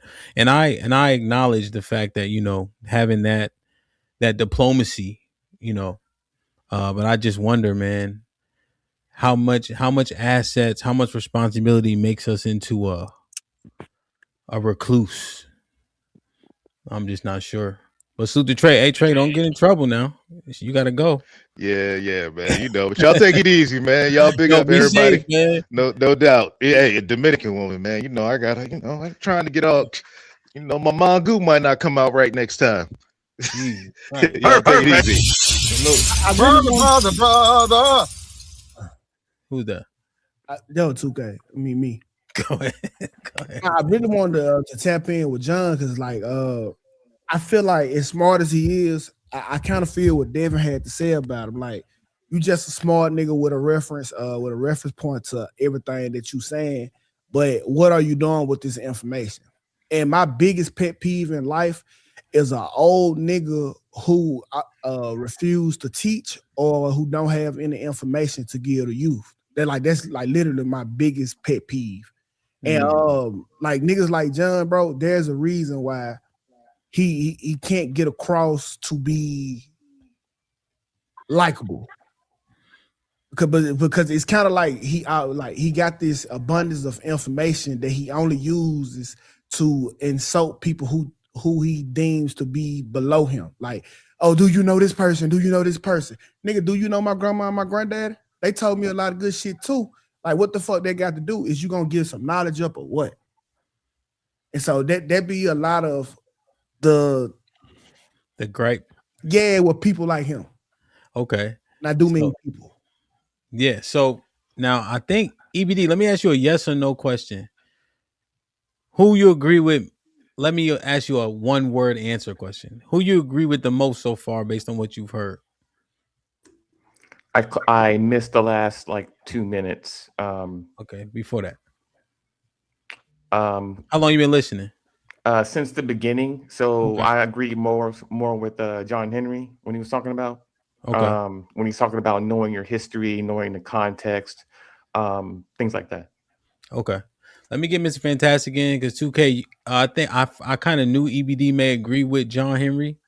So he may be able to have some answer, although he's not as old as John Henry, though. John Henry, what, like 54 maybe? But EBD, what are you, 44? John at least 60 with the hairline. No, he fact. He still got the curl on top of that big hair. Yo, I think he got the That's a staple of the 60s, bro. He got to be at least 50. He got the same barber as the boxer from last weekend. If you don't get it, you won't get it. Perfect. Salute to John Henry in the building, man. Appreciate you, John. As always, salute to the OGs, man. Mr. Fantastic, what's popping? Brother. What up, man? Again, man, you niggas only care about politics when it ain't nothing to deal with politics. First off, had nothing to do with Trump. Wait, I thought it was his Instagram. Yeah, but I'm talking about the person that made it didn't make that meme. It was an auto scroll thing. So what happened was the whole thing, and nobody's even focusing on that. It was focused on voter fraud in Georgia, and the thing finished, and it automatically scrolled to the next thing. This guy, he's a analyst. He analyzed the whole thing and gave the best breakdown. Shout out to ABL, right? I see what you're saying. Yeah. So and then the whole and the like only on thing Netflix when they just keep playing the episode. Yeah, so that's literally what happened, and that meme that had nothing to do with that's literally a Trump meme, came from a Trump meme profile. The name is right there. The person that created it, the name, the what you call it, the watermark is there. So the fact of the matter that people claim Trump made it, when all the information is right there to let you know who made it and who did it and whatnot, what have you. Not to mention that shit is old as I don't know how much, right? So again, why, Mr. Fantastic, real quick question. Why did TMZ just cover it like it was intentional? Slow news. It's sensational. It's sensational. They know everybody hates Trump. Trump is the best ratings. It has been the best ratings since he got elected the first time. You know how many people, but Don Lemon got fired because Trump wasn't president. CNN had to do a whole fucking shift because Trump wasn't there to talk about, and no one cared. So that's why they had a whole revamp of a lot of these people. What was the black girl that on MSNBC? Same thing, right? So if Trump's not in the media, bro, anything with a Trump headline is negative, that's gonna draw eyes. Bro, hell, you doing better numbers than a lot of these fucking major pay. You know what I'm saying? New media and the new content is taking over from these multi-billion-dollar corporations. So anything that has Trump, and then niggas are so emotionally addicted to anything involving racism. Here we go. So niggas don't like Trump. Trump posted something racist. Now we got a fucking news story that everybody's talking about for the next probably at least 4 or 5 days. Yo, real shit. Cause to your point, who sent it? Rainbow Kid had sent it to me on Instagram. I missed it after I did the show. And I'm like, God damn. Because it was only the clip of them two. It wasn't even the whole video. But I'm like, yeah, I said I had to ask, right? Now, Harmonic just said in the chat, even though it wasn't super, I want to acknowledge it because I'm trying to see. He said it was posted from the White House X account though. Yes, it was posted from the White House X account, but he obviously he's not a good listener, or he purposely ignored what I said. The White House account posted it, but what happened was it was an auto scroll. Why is he not acknowledging the whole 2 minutes before the 5-second clip or whatever, and why it cut off that way is because I think they tried to catch it and scroll back up. So instead of the person editing the fucking thing properly and cutting out where the auto scroll happened, they uploaded it from that point. That was the mistake. Okay. That's being that the first thing starts out with Barack and Michelle Obama as apes. that's the only part you get to see because they tried to stop it and so on and so forth, but they didn't edit at the point before it, whatever. So what are we talking about here? Okay, and that so now so that part, just if I'm being 100% honest, because 2K and Fantastic, we edit videos, we do videos. That shit sounds fucking retarded. I know it sounds retarded, Hamp, but people yeah. Trump don't control the White House, motherfucking. But I'm just saying, like, who let how? I'm saying, listen, what I'm saying, Hamp. You own a company. Yes. If a motherfucker dropped the fucking grand piano, did you drop the grand piano or the motherfucker you hired? He did. All right. So you're gonna be held responsible because it's your business and your whatever, right? But at the end, and you have to be held responsible, right? Because that's your job. It's your business, right? Yeah. Trump's the same way. What we're saying is this is a fucking his fault by proxy. Trump didn't motherfucking take this shit, put it together, put it on there, and be like, I'm gonna make a monkey. Come on, man, what are we doing, bro? What are we doing? Yeah, though, like Trump ain't doing nothing to shut it down neither. Yeah, you know, see, that's he took it down. I think he made a statement about it. Hey, he actually addressed it because someone said it about him. He said, hey, something that I wouldn't like either or whatnot. And I think they removed it altogether. I don't know if they reposted it, but they removed the thing. So yeah, he addressed it. Yeah. So I think he said he refused to apologize because again, it's not something he did or was intentional.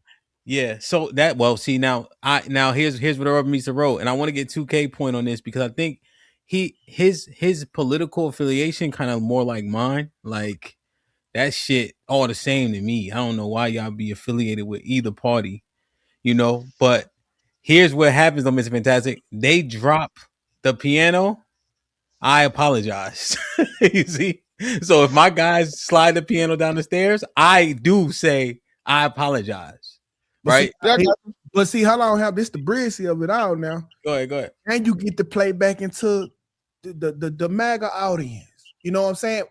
Without saying too much, I'm gonna clear it up one time, just be cleared up. But for the people that don't hear, you just didn't hear. So now you got the white racist people over here. Yeah. Hey, I'm gonna get their ass too, and then when the black people, hey, I cleared it up. Here, go right here. So now you get love from both sides. Yo, that's what 2K, right? It's like right. You remind earlier 2K. I was saying, yo, let's say it got posted, right? Mm-hmm. And it's up for how long is it up for? It could be up for 3 minutes. A million people gonna screenshot it, right? I can play the card. I took it down though, but I also left it up for 5 minutes. Right. Yeah. So people can grab it, screenshot, and then I can say, nah, I took it down. Remember? Yeah. That's like the same game. That's like my son get my phone and he upload a dick pic. If the response is good, I'm gonna leave it up for a little while. But if I like, damn, that nigga shit live, let me go and take this shit down. So I'm trying to eat up on both sides on the lowski. That's just really what it is. Yo, what the fuck? It be like that, cuz I'm the negotiator. Put him in the fucking bedroom. Get him out of here. Come on. I didn't know how to explain. Yeah, man. For y'all, I'm gonna say this and then they can move it around, man. Again, if y'all think Trump is the one that's posting to the motherfucking, if y'all think Trump is the one posting to the fucking official White House social media page, bro. Hey, man, especially when he got his own social media page, fucking official Donald J. Trump POTUS. If you think he's posting to the official motherfucking White House, fucking what's name, man? Hey, bro, I got a bridge in motherfucking Brooklyn, Jacksonville, and motherfucking Italy to tell you, nigga. Yeah, that's a fact. So, Truster, you had got cut off. I don't know if you remember what you were saying, but you can finish your point. Then we'll get EBD in and Uncle Tom in. I had a few points, but we'll keep where we are right here, right? So let's jump where you were at, Hamp. You said, because you guys edit videos and different things, and I do it sometimes too. So are you saying that in the process of editing and uploading videos, you've never made a mistake and maybe got clips jumbled around or mistakenly posted the wrong thing or the wrong thumbnail when you're posting and editing videos? Not really. No, not really. No, not really. But I can see how it can happen. To your point. So I'm just saying that, you know, this is the reason why I made the original comment I made about the emotionalism is that, so again, we're going back to the point that it has to be inherently racist that they posted this stuff with the monkey, with Michelle and Barack as monkeys. And that's the point that I'm looking at, is that even though they did it, we can look at it wrong or whatever. We understand the connotations that are associated with it. Maybe it wasn't inherently racist. It could have been other reasons, or just like Fantastic said, a justification as to how and why it was posted. And then you got to ask why it's in his algorithm too. Like what's this nigga searching on this time? Yeah, why is it right there? Hey, it's fantastic. Do you think that what we saw? Do you think it's a over emotional response? You say, "Yo, that's some racist shit." What you think? I think it's overly fucking emotional. Y'all niggas don't fucking care. Y'all don't care because white people involved. Niggas call niggas monkeys every day, B. Niggas call niggas monkeys every fucking yes. First thing they motherfucking say, gorilla looking ass nigga, monkey ass nigga. I don't think we call each other monkeys big like lip, that. big nose, bro. Yes, HAMP. It's a thing that went. What's the name? Viral last year. Noses don't got big noses. I mean, monkeys don't got big noses. Gorillas got big ass noses, bro. I mean, it's the difference if they call you a coon. Why is a Coon? motherfucker? I think coon is earned. Earned? No, coon is definitely not earned because they don't call they don't call the drug dealer killer gorillas coons, and them niggas the biggest coons. They don't call the biggest coons. So yeah, that can't be earned. Okay, let me. I don't want to monopolize. I don't got too much time, but I understood. Choose the point. I just think it's. I don't know. Choose. We edit so much shit, especially when you got a person that's their job. I don't think we give them that much grace. That's all. Like you can't. You know. You guys heard of Michael Floyd? Well, he played for Arizona Cardinals anyway. But real quick, he led the league in drops with 7. Receivers don't drop the ball. If I have a job, I do that job. I don't get to make that much of an egregious mistake to where the president potentially has to apologize. That's not how that works. You know, just saying. Let me get EBD in, Uncle Tom, man. What's up, Uncle Tom? I ain't seen you in a month of Sundays, man. I was on here about a month ago. No, ain't About shit. a month ago. Ain't shit going on, you know. No doubt. This shit was just fucking funny. I don't know if y'all how y'all not consider that shit funny. I don't give a fuck. No one say I laugh about everything. You can call it racist, but I think it's just dumb if you do, because there was a whole bunch of racists in that motherfucker. It wasn't just them two jigaboos up front. But they were up front. I give you call it if you want to call it up front and say that's the part that was racist. Okay, cool. But they still jigaboos in the front. It's all right. There was other motherfucking niggas in there too. Hakeem Jeffrey was in that bitch too. I mean, it's a whole bunch of bullshit, and it's something for the left to cry foul to. And you know what? This first thing niggas do. Well, I'm sorry. First thing weak ass Republicans do. Oh, that's the most racist thing I saw. Oh, goddamn. I can't stand Republicans, man. That's why I say I consider myself far right, because half them motherfuckers don't need to be where they at. It's crazy how they fucking cry over everything, but as soon as some shit happened to the fucking say Maga, right, or whatever you want to call it, people that are conservative, whatever, they don't say shit. No one says nothing, not a goddamn thing. It's cool if it happens to a black guy. Well, no one's. Why ain't there getting no goddamn play about them little lefty white chicks calling that ICE all of a sudden a goddamn nigga? They ain't hear that. No one talks about that shit in the news, but that's crazy. I ain't know so many people politically gangbang. It's fucking crazy, bro. Yeah, the gangbanging is real. Let me get EBD opinion in, then we'll move it around because that means everybody in. EBD, what's popping? After EBD go, I'm gonna read the super chats, then we can get it popping. Go ahead, EBD. All right, so I think that I think that this was egregious, and I think the conversation needs to be had, right? It's definitely racist. I'm definitely gonna call Trump racist. I mean, I'm not gonna sugarcoat anything. I mean, people can say what they want to kind of deflect and it wasn't, and you're too emotional.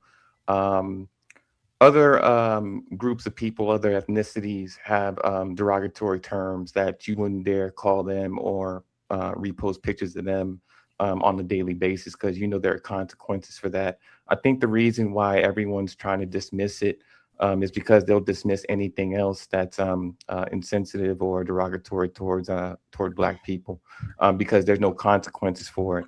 So you try and placate to another audience that doesn't really care about you or respect you. When you allow someone or anyone to disrespect not only the first Black president and the first lady, that says something about your character, not the people who have respect for themselves and their community and people who they vote for, elected, and believe in. So, I mean, this has bigger implications because calling an African American or a Black person a monkey or is robbing them from their humanity, their self-respect, meaning you can treat them any kind of way. And if you allow these people to talk about, the most powerful people who once occupied the most powerful job, and no one has to respect you. No one has to listen to what you have to say. This has bigger implications, like your children, yourself, your job. How do people perceive you if you can defend the most egregious attack that's ever been perpetuated about an entire race of people throughout all time, space, and history? How do you let that go? You won't let anything go. I don't know how you can look yourself in the mirror and face into your children and say this is acceptable behavior and you're just too emotional and you need to allow this in the classroom, in the college, at the job, at the church. That's what I'm saying. I'll land it there. EBD.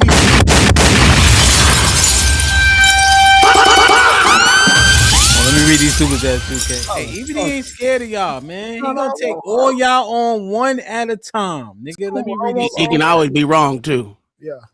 Man, you in Arizona wrong. I know that. Big Sad with the $5 says Trump acknowledged that he reposted it and stood on it. Cut the bullshit. No, he didn't make it. He said he didn't have an issue with it. Mitt with the $5 says other groups don't allow social slurs or racial slurs, or disrespect towards their race, and they don't use racial slurs in their songs and towards each other. We do. The Latinos be going ham with the Rob with the $5 says different age, different time. We are the culture. John Henry. I like that shit, bro. With the 50 ball says, let's do this again next week. Next week in the evening, Hamp. I gotta bounce. Pause. Salute to John Henry in the building. Appreciate you for the 50 ball. We definitely got to do it in the evening when you got more time. This was just an impromptu. I'm glad you could make it. And when I'm feeling broke, E and J by my side, Henny like $40. This shit like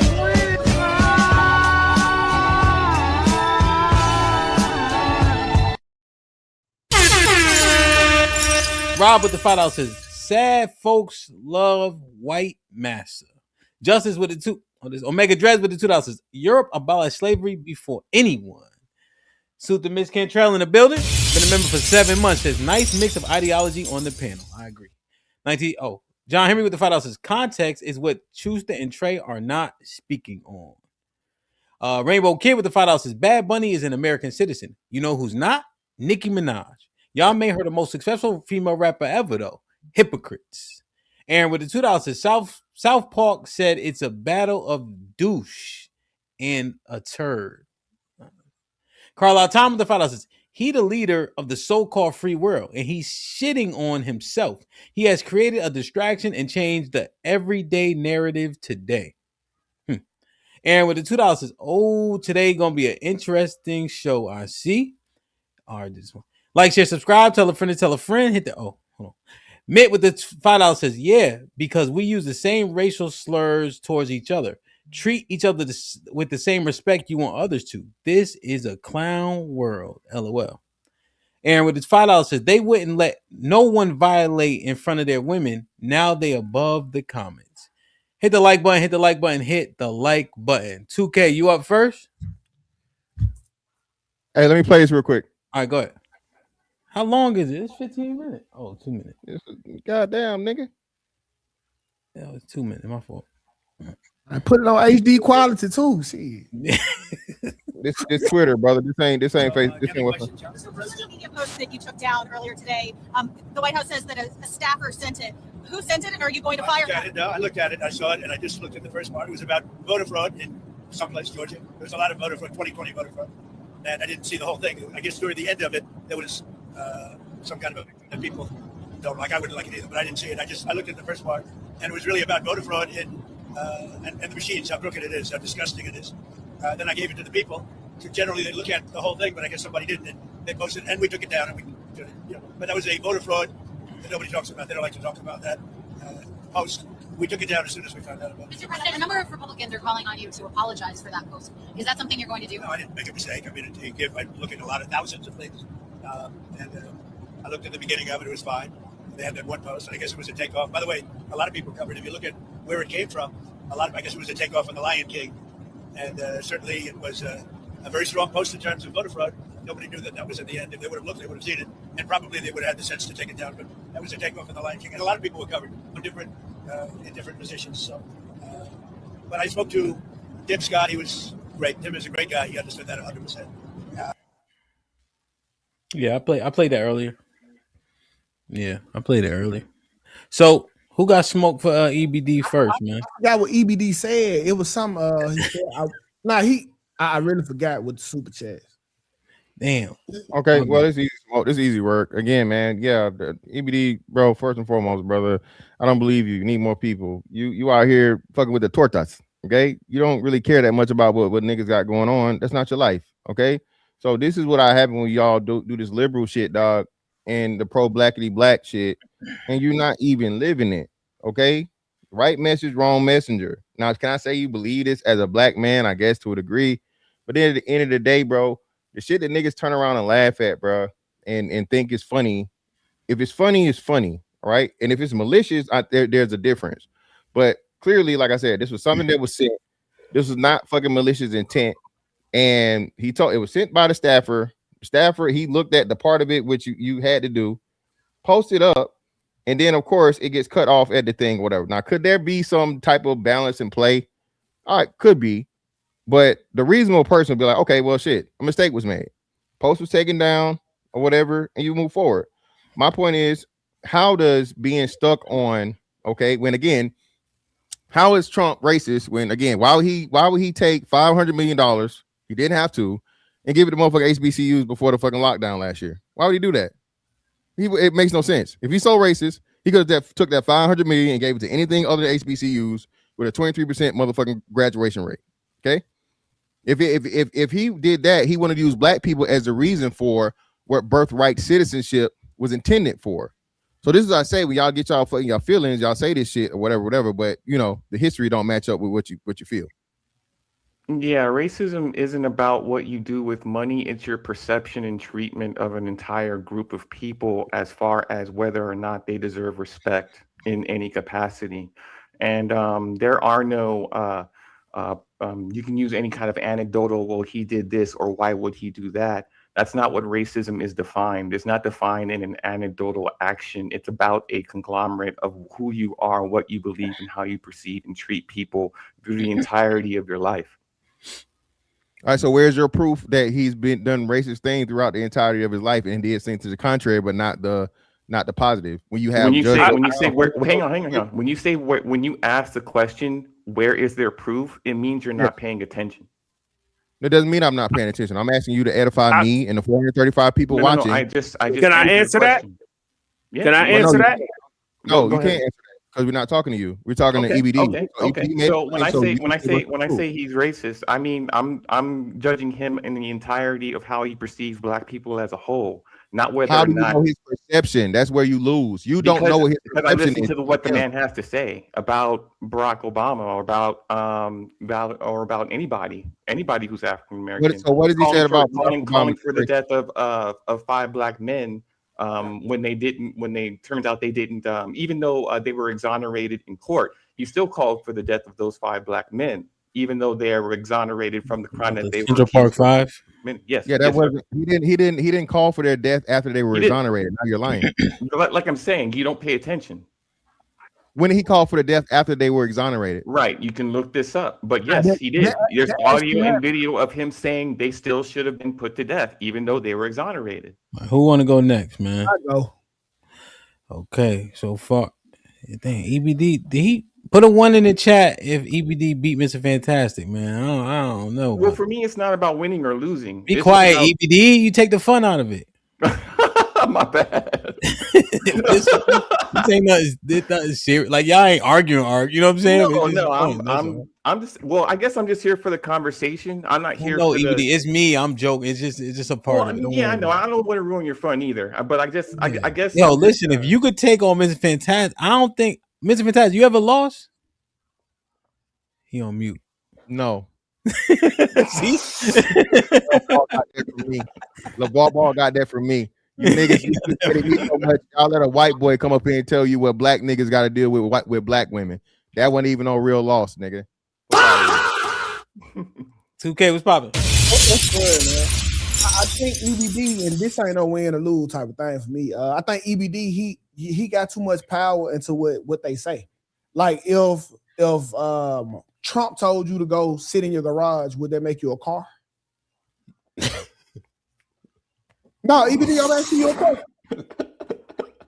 Would that then make you a car? What does that have to do? It has a lot to do with it because if he asked me to go sit in my garage, would that make me I'm trying to wrap my head around the question and how it I can bring it home for you if you answer the question.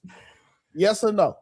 What the question is, if he asked me to go sit in the garage, does that make me a car? Yes, that's the question. No, that doesn't make me a car. Okay, then so listen. So if Trump feel this way, he say this, or white people think that we racist and we should and we should care about the jargon of what the fuck they say, then by your logic, that makes you a car. That shit don't matter. If whether what he think about it, what he got to say, it don't matter, bro. So you putting too much power in what they call us. It don't matter. So hang on, let me ask you something. Let me okay, I'm trying to follow you and you just going, I don't know where you are. Let me just ask you a straight question. Mm-hmm. Since we have a meme of the most powerful person, which would be the president, depicted as someone other than human, does that mean that everybody in your life, when you step outside, have the right to call you, your mama, your children, all gorillas? Is that okay with you, 2K? No, it's not okay. But if wait. Why not? Because I probably don't want to be called these things. Why not? If you say wait, just using your logic, you would be giving these people power over you. No, I'm not. Right? No. What they call me isn't me giving them power over me. That's what they choosing to call me. Yes, but why does it matter if everybody in the world that you step outside your house where you are now calls you a gorilla as a result, because you're okay with Trump calling the Obamas gorillas? Why shouldn't it be okay for everybody else, Chinese, Mexican, to call you 2K a gorilla? Why aren't you okay with that? Why don't just brush that off? Hold on. So I'm not okay with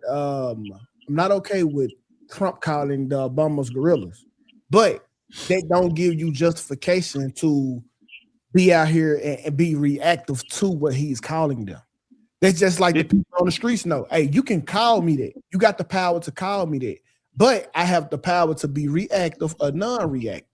That's on me. I'm not. Do you believe that it's disrespectful for other people to call you and your mama and everybody related to you a monkey or a gorilla? Disrespect is subjective. I won't give a fuck if I don't give a fuck about you.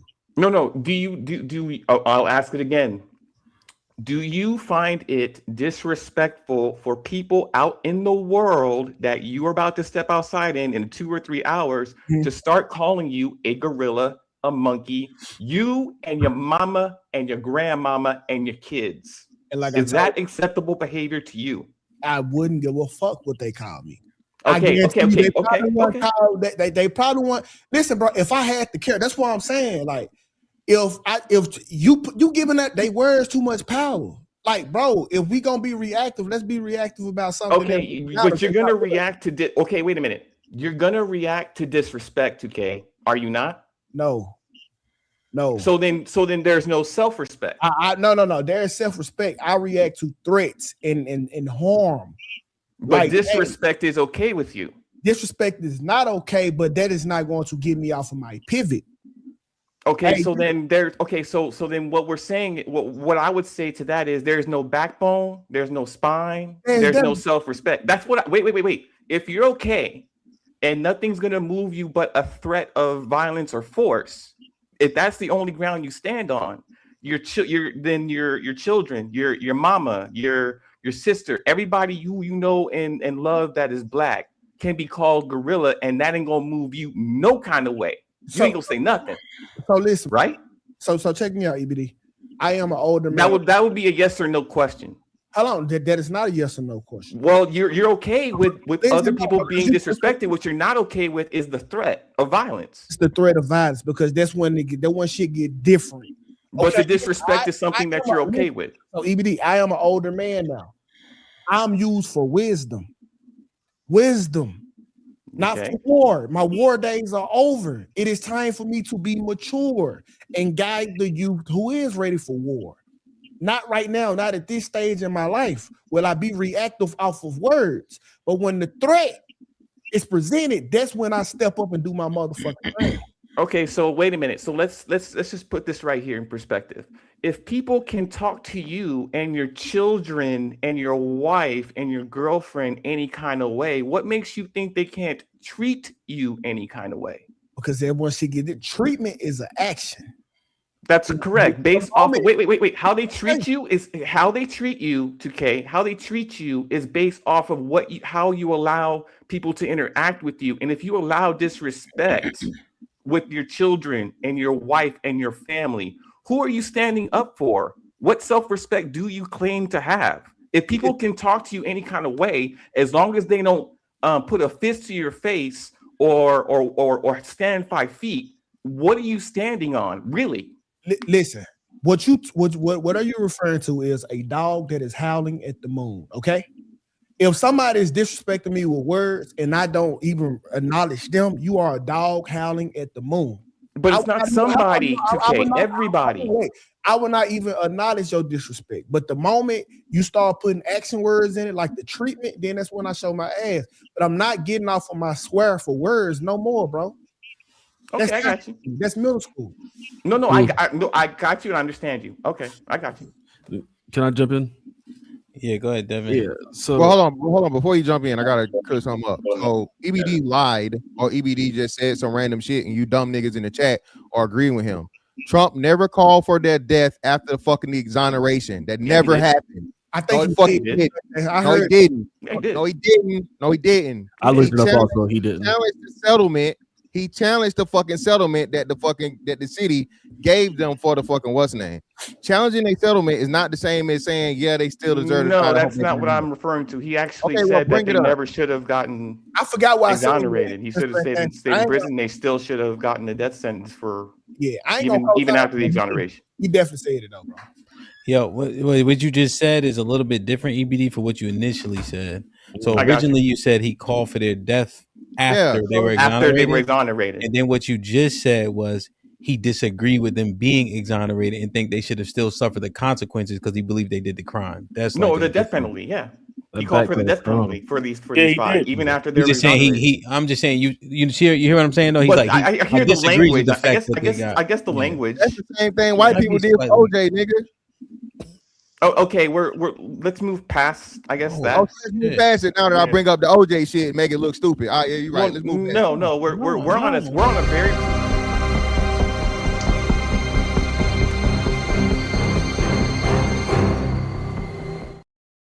Didn't fit. Tarus with the 20 ball says, I destroy you on a routine basis, Mr. Fantastic. Be quiet. Pause, bro. Pause. Time with the $5 says, they need to end the 2 terms and allow a third so we can have this Obama versus Trump matchup so we can finally end this beef. Carlisle with the $5 says, did I read this one? Is anyone wondering what would happen if Trump or anyone in the White House ever post something like this to the Jews? And what would the backlash look like? Yeah. That would be crazy. Yo, man. And that's my overarching. Okay, let me step back. Devin, go ahead, man. You wanted to say something? Yeah, no, my basic thing with how EBD is speaking is like he for some reason thinks power comes with how somebody makes you feel, not the reaction or the actions. That's the issue. Like overall, I think this is the issue where you see the outcome of having single mother households and women kind of rule the Black community, because what he believes is disrespect is ultimately reputation destruction and gossip. That's that's what women do. What actual men find as disrespect is the violence, the threat of violence, of crossing that threshold. That is literally the feminization of the Black man, to think that you're going to go off your square to react to certain things. That literally makes no sense, and you lack personal responsibility in how you conduct yourself when you do things like that. I got a little bit of feedback. Everybody else mute if you're not talking. So yeah, so I think you ultimately lose personal responsibility as a people when you do that, because you're just always pointing at a finger. This person made me feel like this. This person made me feel like that. This person made me feel like that. It's like, like, why does it matter? You're like, what are you doing to better yourself as an individual? That's why I'm still on this like actions. Like what are you doing to better yourself? That's why I stay on that. And I think my last point is EBD. Out of all the people you look up to and follow, who is somebody that's successful that's outside of the sports and entertainment industry? Black politicians, political leaders. I'd say Malcolm X. I'd say Martin. But like outside I'd of say politics, Farrakhan. somebody who's like actually creating, not politics, not those politics. They don't create nothing. Who's somebody that you follow, look up to, and follow that creates something? Chief Keef. I'm guessing I'm missing your question. That actually creates something. I don't follow sports anymore. I follow politics, and No, I I said follow. outside of sports, entertainment, politics. Who do you follow that is black, or anybody out there in the world that creates something that actually does something good for the world? I guess I don't follow anybody. See, that's my issue. Is like when you're constantly in these emotions and these frame of mindset, that you lose the concept to think of what is something that he's doing, or this person, this politician, or this business person is actually doing something to benefit society, who's doing something to benefit the black community. That's the issue I have with all these conversations. You'll see a common denominator with people who speak emotionally, who speaks on feelings, who's able to get off their square when it comes to reputation destruction and all those other things. You find that they don't follow people who create, who are able to influence in a way of like, okay, I got this new patent, I'm creating this new software, I'm creating this new medical device, things like that. It's like, are you creating this new business like that that's like scaling to like, okay, 7 figures, 8 figures, stuff like that? Like that's where I have a big issue, especially. Okay, I have my own business. I'm a senior software engineer. I create software that benefits people. So I mean, yeah, no, I was an AWS. I don't know AWS anyone. developer also. I mean, talking about Okay, but somebody I don't know like, anyone else. That's the issue. You're looking at yourself. That's so crazy. I'm not gonna sit here and like. Bruh, you cut me off. I just just listened to your whole diatribe. You got to be able to listen and not just talk. Okay, I just said, if you were listening, you would know that I'm saying. Who do you look up to? Not, you don't look up to yourself. I just told you political leaders that invoke thought, that invoke provocative thought. I said Martin, I said Malcolm, I said Farrakhan. I think okay, bro. Well, Devin, I just think that I just sense, I don't know. I know you guys say like you're thinking logically and people are emotional. I find fear in your words. I don't find that you are like calculated. I just find fear of losing things, fear of missing out, fear of being locked up, right? Like these things deter you and by proxy make you slightly a coward. No, because you told us you was a crash out. No, I'm not a crash out. I have amassed a lot of stuff, right? Like I actually have businesses, in the whole 9 yards. So it's not even about just overreacting to everything. But if I'm not playing, I'm not playing, right? And words beget violence, and I think it's willfully obtuse to think that they don't, because if you look through time immemorial, words have beget violence, just like violence begets violence. And 2K, I know you don't subscribe to this, but I know you like using verses. Proverbs 18 literally says, "A fool's lips enter into contention, and his mouth calleth for strokes." Right. I'm not saying don't calculate, but at a point, you letting everything slide, you let anything slide. Bro, it's just like a lot of it comes from who's even talking. Like that's why when certain women say something to me, I just I don't want to talk to them because it don't mean nothing to me. Now if Hamp were to be like, hey, well, I feel like you on that level. All right, cool. We can set it up. But see, because we on that level, we can set it up in a way to it won't escalate past this. And be controlled. Right. So you can't have these you can't have a conversation or a standoff, a verbal standoff with a nigga from Chicago, Hamp. Because they gonna do you. So you gonna choose, and not out of fear, out of you being smart, you gonna digress from that situation. It won't help you at no point ever. I got a question. I got a question for Devin. I mean, I was listening to everything he had to say. I mean, we didn't have a quote unquote dialogue because he just wanted to keep talking. No, we don't want y'all to get the microphone back. Y'all both. What I found is both y'all monotone. Y'all gotta talk to My somebody bad. not monotone. Okay, the only okay, no back and forth, but the only question I pose to those who disagree or whatever, if they can disrespect and rob the humanity of and strip away the humanity of the most powerful black person we've ever had in the White House, and show a lack of respect for them, why should anybody around the world respect you? If you don't stand for them, why should anybody else respect you as a black man? He was white. He was white. You can call him black if you want to, but you forget his ethnicity is also goddamn white. As I was told by him, my kids being half cracker and half nigga still make them white. At the end of the day, he ain't the parent for black person because he white. No, what I said, man, Uncle Tom, did you tell me your granddaddy was white? Yeah. Yeah, that was the reason. I know. I ain't fucking with you, Uncle Tom, man. Let me get I just wanna make sure I get Lamar in and Shad in. That way we got all opinions. I only got a little bit more time left. Oh, hold on, my fault, Lamar. Chusta, you have a delay, so and then you have a little bit of feedback. But it was good the first time you were in though. So I'm gonna drop the link one more time. Try to go out, come back in. It should fix it. Look, I'm on a different device right now, so probably I'm gonna have to mute when I talk because I'm just on a different device on my different network right now. Okay, but I'll mute up when I'm not using my mic. But I did go back to what EBD was saying after Shahad or whoever goes before me. Man, Shahad is crazy. Okay, I got you. You also have a delay too. Go ahead, Lamar, and then Shahad. Okay, now it's situational. If you're working and you have to be around people that call you monkeys and gorillas, silverback, then you might have to make them uncomfortable saying that, you know. But if a stranger just a nut just walk up to you drunk, call you a Magilla gorilla, I'm deleting everybody that's going to try to take me words. Now I got kids now. From day one, I desensitized my kids. We did the physical stuff. I made sure that the N-word is not going to bother them. In fact, you calling me N-word, they're going to laugh at you. They're going to roast your back. They're going to be verbally aggressive back. But come on, man, y'all, we kind of getting too little sensitive of everything.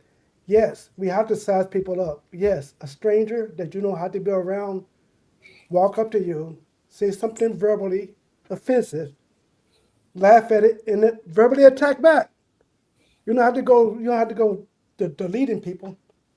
Now, I must admit, I called a lot of people little gorillas and stuff, roasting.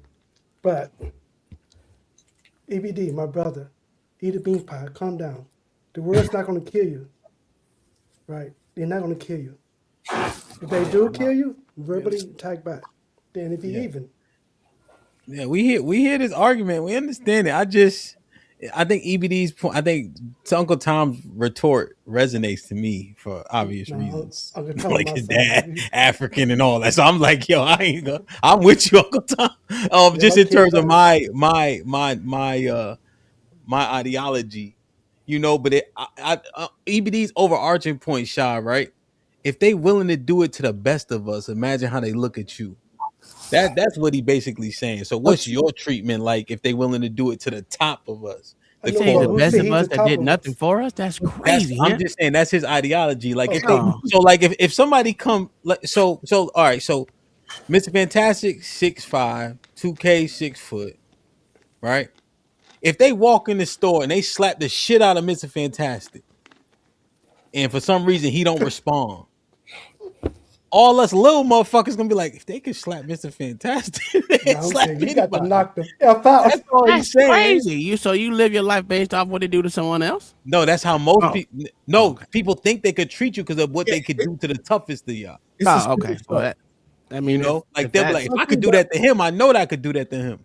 And then they can run up and get done up too. Once again, them words. All right, so bro, so how if this is what we for to get into a verbal assault, Can I go? I think we on the advantage. Like, who gonna check them off? Bro, you gonna call me a monkey, then I'm gonna check the shit out your ass. Like, if we going verbal for verbal, ain't nobody for the out verbalers. Well, we got to tag in the women for sure then. No, we don't even need that. I'm for the flame your ass. Man, how many times y'all call JP a monkey? I mean, make them uncomfortable. That's what I'm saying. All right, let me get shot in because we on the point, but we kind of off the point, but it's still a good convo. Shot, what's popping? What's up, man? Here we go again, man. I guess we'll be doing this until God come back and end the earth. So let me tell y'all why I agree with y'all first, right? I agree with y'all. We know who white people are. I think this is a distraction. There's no point to get emotional about things that they always have done and they will do, right? So here, I'm with y'all on that, right? But here's where the bullshit stops. Here's where men kind of do these kind of, I think it's intellectually lazy that we do it. Maybe it's ignorance too, right? I don't know. But we do this thing where propaganda is not actually a tactic of war, right? So I'm gonna give y'all two examples, right? Like when the Spaniards went to Africa, right? You read the diaries. There's a really good documentary called Kill All the Brutes, right? So when the Spaniards went to Africa, they wrote in the diaries that these were like, primitive people. They didn't have no civilization, but was actually there. You could look, they had engineering, they had neighborhoods. It was a reason why they did that. It wasn't just happenstance when they went back to their country. It was a reason why they lied. Birth of a Nation. Some people argue that movie actually started Hollywood, right? And they painted this picture of the Ku Klux Klan saving the white women and black men were hiding in bushes trying to grab a white woman, right? There's a reason why they do this, because first, if you can convince people that people are subhuman, then it makes it easier to do everything else you want to do to them, right? So this idea that only physical is a threat, if I can convince the world that these people are subhuman, when I really start to get on their ass, guess what the world gonna do? Close their eyes. That's why when Malcolm went to the world stage to say what was happening to black people, then he was on the radar to get killed. Because now we got to see, this is what black people really are like in America, not the propaganda that gets pushed. So what I want y'all to do is stop lying, right? I get the whole not be emotional, but to act like words, imagery does not matter. It's a tactic of war. It's an actual tactic of war. Let me make y'all think people are like this. So when I drop the bombs on their ass, you're going to say, they were roaches anyway. Why should I care?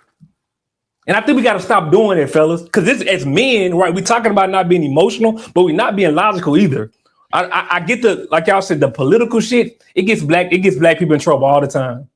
It gets us all into trouble and trying to pick a side. But we got to be honest, man. The words do matter because propaganda will go around the world.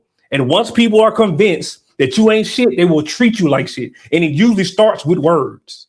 Yeah. We've been using words. We've been doing the same thing. So we allow them motherfuckers to think about this shit. We allow these motherfuckers to dictate us all through the goddamn media, not just the media, the rap songs, every damn thing else. We allow that shit. So if that was the case, we was, as black men or black people, will stop allowing these so-called honkies, Jews, or whatever you want to call who own these goddamn things to stop doing this shit. But we don't do nothing. Know what they do? They accept the money and keep fucking moving like the rest of the motherfuckers in the world. So that's a good point, but it goes back to being silent when we allow money to dictate everything. No, I'm with you. I'm with you, Uncle Tom, and I'm interested why you call yourself Uncle Tom. Just saying some of your I'm interested why you call yourself Uncle Tom, because it's a little bit of a fallacy and distortion about what an Uncle Tom is too. So I'm not sure why you call yourself that, but I'm with you, right? Like we are also a part of the problem when it comes to image and things like that. So it's things that we got to do as black people to correct that.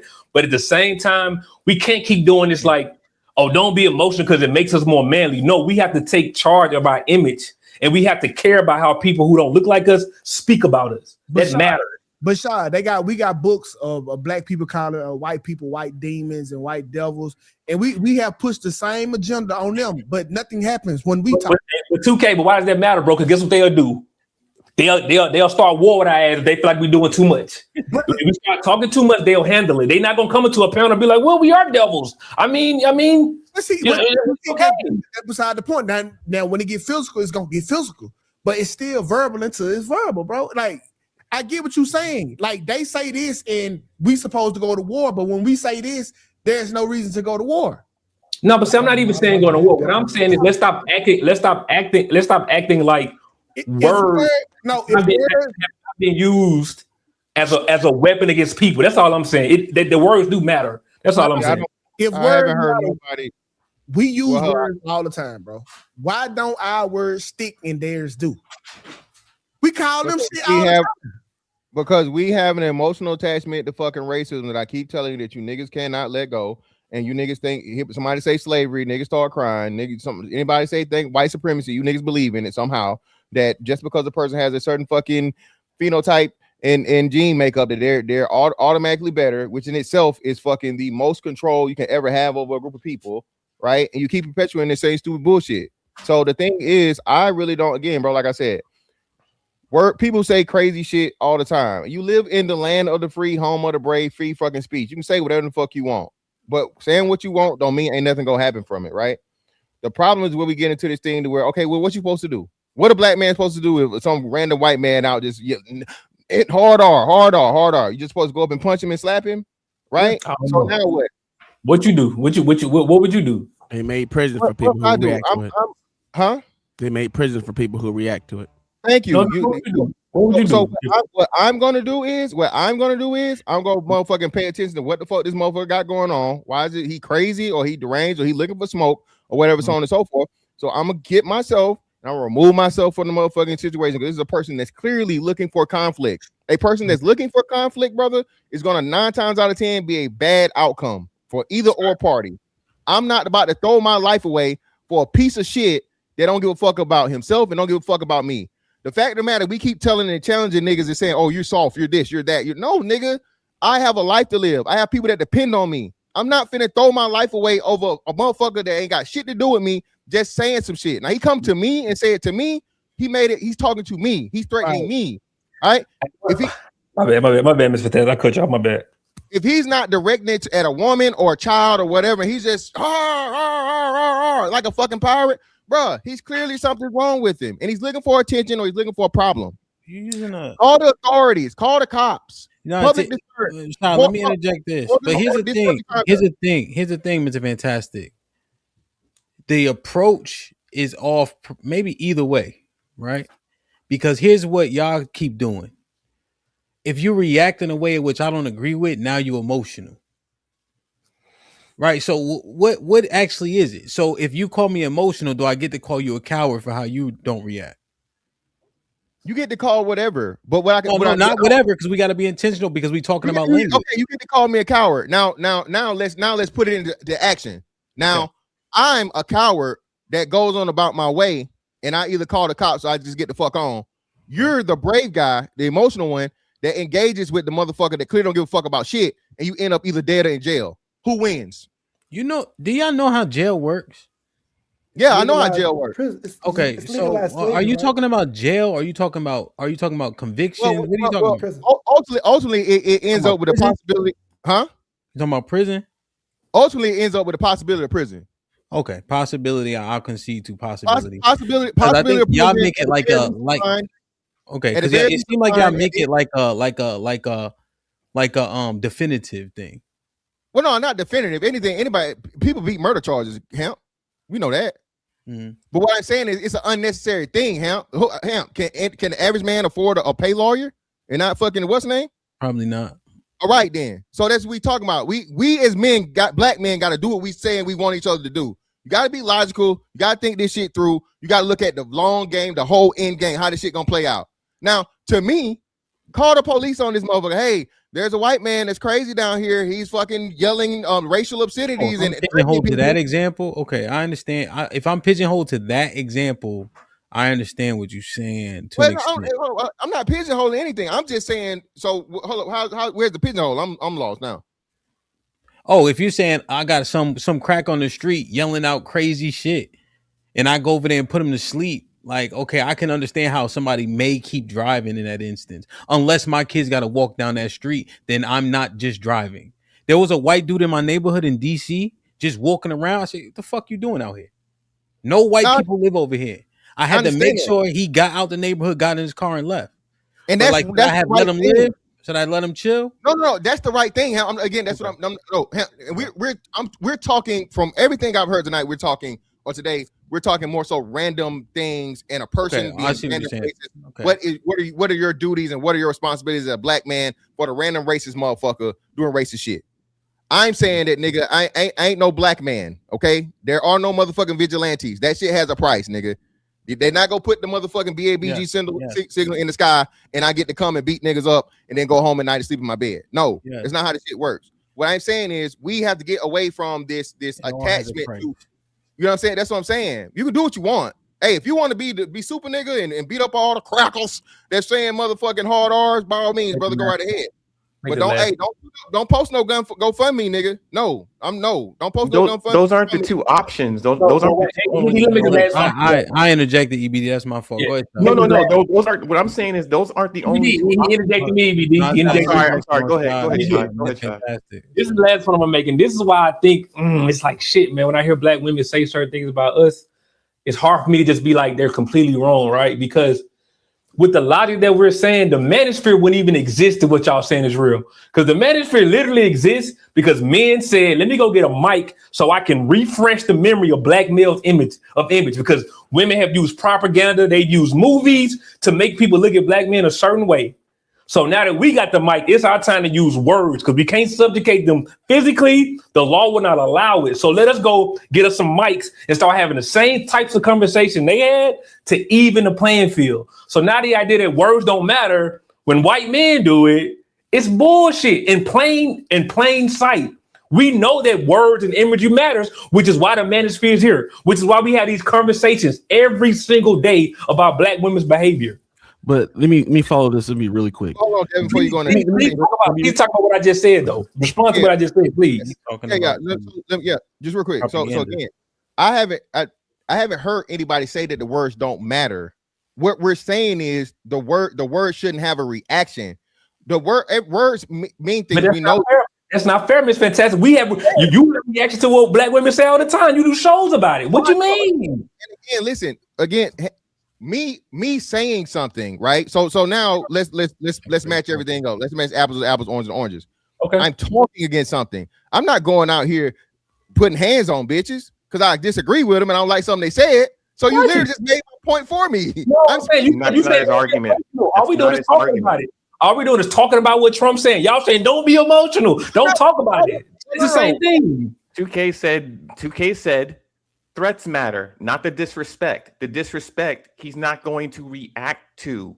It's the threat that he reacts to. So what he's saying is words don't matter unless you quote unquote give it power. Now, when it comes to speak to Shad's point, words do matter because when women can think and feel and believe for the past 60 years that they can just describe black men any kind of way and we allow it, look how they act and behave toward black men. In real life, when you step outside your door, what names do they call you? They call you weak. They call you a punk. They call you sassy. They call you all these things under the sun. Now you have a problem with that. Trust me, you do. So when we are depicted as apes and subhuman, you better have a fucking problem with that. You better have some shit to talk because if they can say that to you about the most powerful man, who are you compared to that? If he's an ape, what are you? Can I clear 2K? I think you're muted. I want to hear Miss Fantastic. I know Miss Fantastic got something to say about that though, because that's a good point, Miss Fantastic. Come on, bro. Come on, bro. Y'all keep comparing two different things where we're talking about interracial inner thing, but the two people that have to deal with each other to outside and interracial situation to where we're talking about oppression and all this other fucking bullshit, bro. We're talking about talking shit and we're talking about people talking shit and robbing people of their humanity, and that is a disrespectful thing. You shouldn't tolerate disrespect from women. You shouldn't tolerate disrespect from anybody. There is wait. At some point, Mr. Fantastic, you have to be able to stand on something. You're repeating yourself. You're repeating yourself. No, all I'm saying is brand new. There's nothing repetitive about what I've said. But if you're saying not allow it, you can't not allow it because they can say whatever the fuck they want to say, just like the black women say it. You can say whatever you want to say in response, and that that may be out of emotion. That may be triggering. You're supposed to talk shit when someone talks shit to you. Okay, No one is saying for you to beat somebody up or lay hands. What we're Bro, saying is okay, don't what I'm allow it. saying is this. What I'm saying is this. Are we trying to come together with the fucking white man and make peace with the white man and do anything in tandem with the white man? Yes or no? No. Answer the fucking question. No, thank you. So are we fucking trying to come together with the black woman, work together with the black woman, get an understanding with the fucking black woman, and fix shit with the black woman? Yeah, lead and All self-correct. right, thank you. So now that we on the same page, hold on. Let me respond. You made your point. So that's why it's not the same. I can't control a group of motherfuckers that have no interest in me, have no benefit for me, and they talking shit. Okay. Do you have to work with white people? DBD, bro, you gotta let me finish, bro. Do you have to work with white people? Do you have to work with them? No. Really, you live in a universe outside of white people.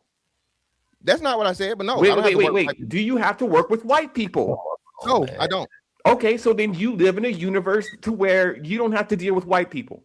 No, that's not what I said. At any I just think the your mind, bro. Hey, it's fantastic. When y'all say like don't be emotional, like I said, I understand that, but the idea that people aren't emotional also is kind of bullshit. I think what I hear you saying is right. You have more of an emotional response to black women because these are actually they belong to us, right? And our reactions with white people are different, but it's still an emotional response. And I'm saying it's okay. I'm saying it's okay for you to have an emotional response to you thinking that black women are disparaging our image. It's okay for that. And what you do is instead of punching them or doing this, you create content, you create conversation to deal with it. And I'm saying similarly to when white people disparage black people, it's okay for us to have an emotional response to it and have conversation. I ain't saying everybody go grab their shotguns and go find a person to lay down. That's not what I'm saying. I'm saying it's okay to say, I don't like the fact that you disparaging my people. Okay, have a conversation about it. That's all I'm saying. But don't dismiss people by saying they're emotional. It's because we all are emotional. We all are emotional, bro. About something. We're all emotional about something. Yeah, hold on. And then Devin will go after this. Yeah, and this is what I'm saying. The fact that there's any emotion involved and all is the problem. If you say white people are racist and white people being racist and you know they're racist, why do you feel the ways about it? Just accept it as it fucking is and handle it that way. When you get emotions involved, you make bad decisions. And this is what I'm saying. We focus on the wrong things. Everybody's talking about fucking the Trump shit, the whatever. Nobody's talking about the voter fraud shit. Okay. Nobody knows that motherfucking the most 90% of the people in the chat right now don't even know the fucking the country fucking deficit, bro. Okay. $38 fucking trillion and counting. Okay. So I ain't mentioned Trump when I came, but I'm with you. That was the base of the conversation. That was the base of the conversation. Right. So my thing is, you shouldn't just only care about something when the white man's involved. Same thing when it comes to fucking niggas getting killed. Niggas kill each other every day. Once a white man does it or the fucking police does it, now niggas got emotion behind it. Oh man, it's fucked up. It's this, it's that. Okay, so that's what I'm saying, bro. Talk about. I'm not sorry. Listen, I'm gonna say this, and then I'm done. Talk about it all you want, bro. I just think you shouldn't feel the ways about it. It shouldn't be no feeling. If white people are who they say they are, right? Hamp say it all the time. Everybody's a little racist, but especially white folks. Why is there emotion behind it? I think it's just who they are. Call them a cracker back if that's the thing, and we move on because you're not gonna stop them. They're not gonna stop you. I think it's just passion, Miss Fantastic. Again, man, it's a human thing, bro. I don't think it's anything wrong that we niggas argue about LeBron and Mike for 40 years. It's like, who cares? So we have things we're passionate about, bro. Some of us are more passionate about black people than others. But like I said, to dismiss it as an emotion that needs to be, it's just not human, bro. Some black men are more passionate about conversations about relationships. And you should be able to have those conversations. That's all I'm saying. We should be fair across the board. Yeah, I'm not saying you can't talk about it. I'm just talking about the approach, but it's on Devin. Yeah. Let me I gotta get Cheek in because I gotta roll soon. Let me just get your opinion, then we'll get Devin. Cheek, what's popping? I'm about to slide, man. Good seeing y'all, man. Yo, be safe. So I hadn't seen the whole show. And the parts I did come in on is, the same old bullshit I expect from black conservatives. I don't know why we expect more from them. But yeah, you should be the president of the United States doing what he did is unacceptable. He's supposed to be representative of the collective whole of America, right? And the fact that you can put a post up like that and expect any part of America, right? Because he's getting backlash from not only Democrats but Republicans and people alike because they realize how disparaging and stupid and disrespectful that actually is. As far as this N-word thing that black people shouldn't react, there's certain states that have fighting word clauses in their laws where if you say a word and the piece is disturbed, it is what it is. Provocation. Right? So exactly. So this idea that you could just say the N-word and nothing should happen as a black man or whatever the case. If you really just want to know, go look at the laws. Look at what laws you have and see what states have them, because there are fighting word laws that if you do say these words and it causes a backlash, that's on you, right? To have this expectation that black people, one, could be considered subhuman and then supposed to act superhuman when things are happening to them is an oxymoron and ridiculous. And the fact that these things are coming from the supposed leader of the free world, which we are honestly falling off from because all of our allies thinks we're idiots. Everybody thinks we're stupid due to one white man who just so happened to be have a racist action just now. Now it's a joke. And I expect black conservatives to do that because they don't care, right? That's their whole thing. They don't care about shit till it happened to them, or they don't care about shit till whatever. So no, this is ridiculous. This is not a joke. The president shouldn't have any. He should not behave in any way. And if any president before him would have behaved in any way, he would have been impeached immediately. Yeah. Not only that, I don't know what we were making faces for. Niggas was getting impeached for getting head underneath the office. Had nothing to do with other people. Yeah, that's getting head, though. Yeah, but being racist, that would get you impeached. That's worse. Yeah, like what are you talking about? Like what are we saying here? Let's get Devin in. Devin, what you wanted to say, and if you could reply to Cheeky, that we can get a little bit of I'll reply to him second. First thing, I think the biggest issue where I think Shot, I wish he was still up here just to speak on the part, so I'll speak in general, is that the red pill and then talking like about women was kind of based on truth. It was based on like on facts of things that we were already doing or the cause and effects of things within that community.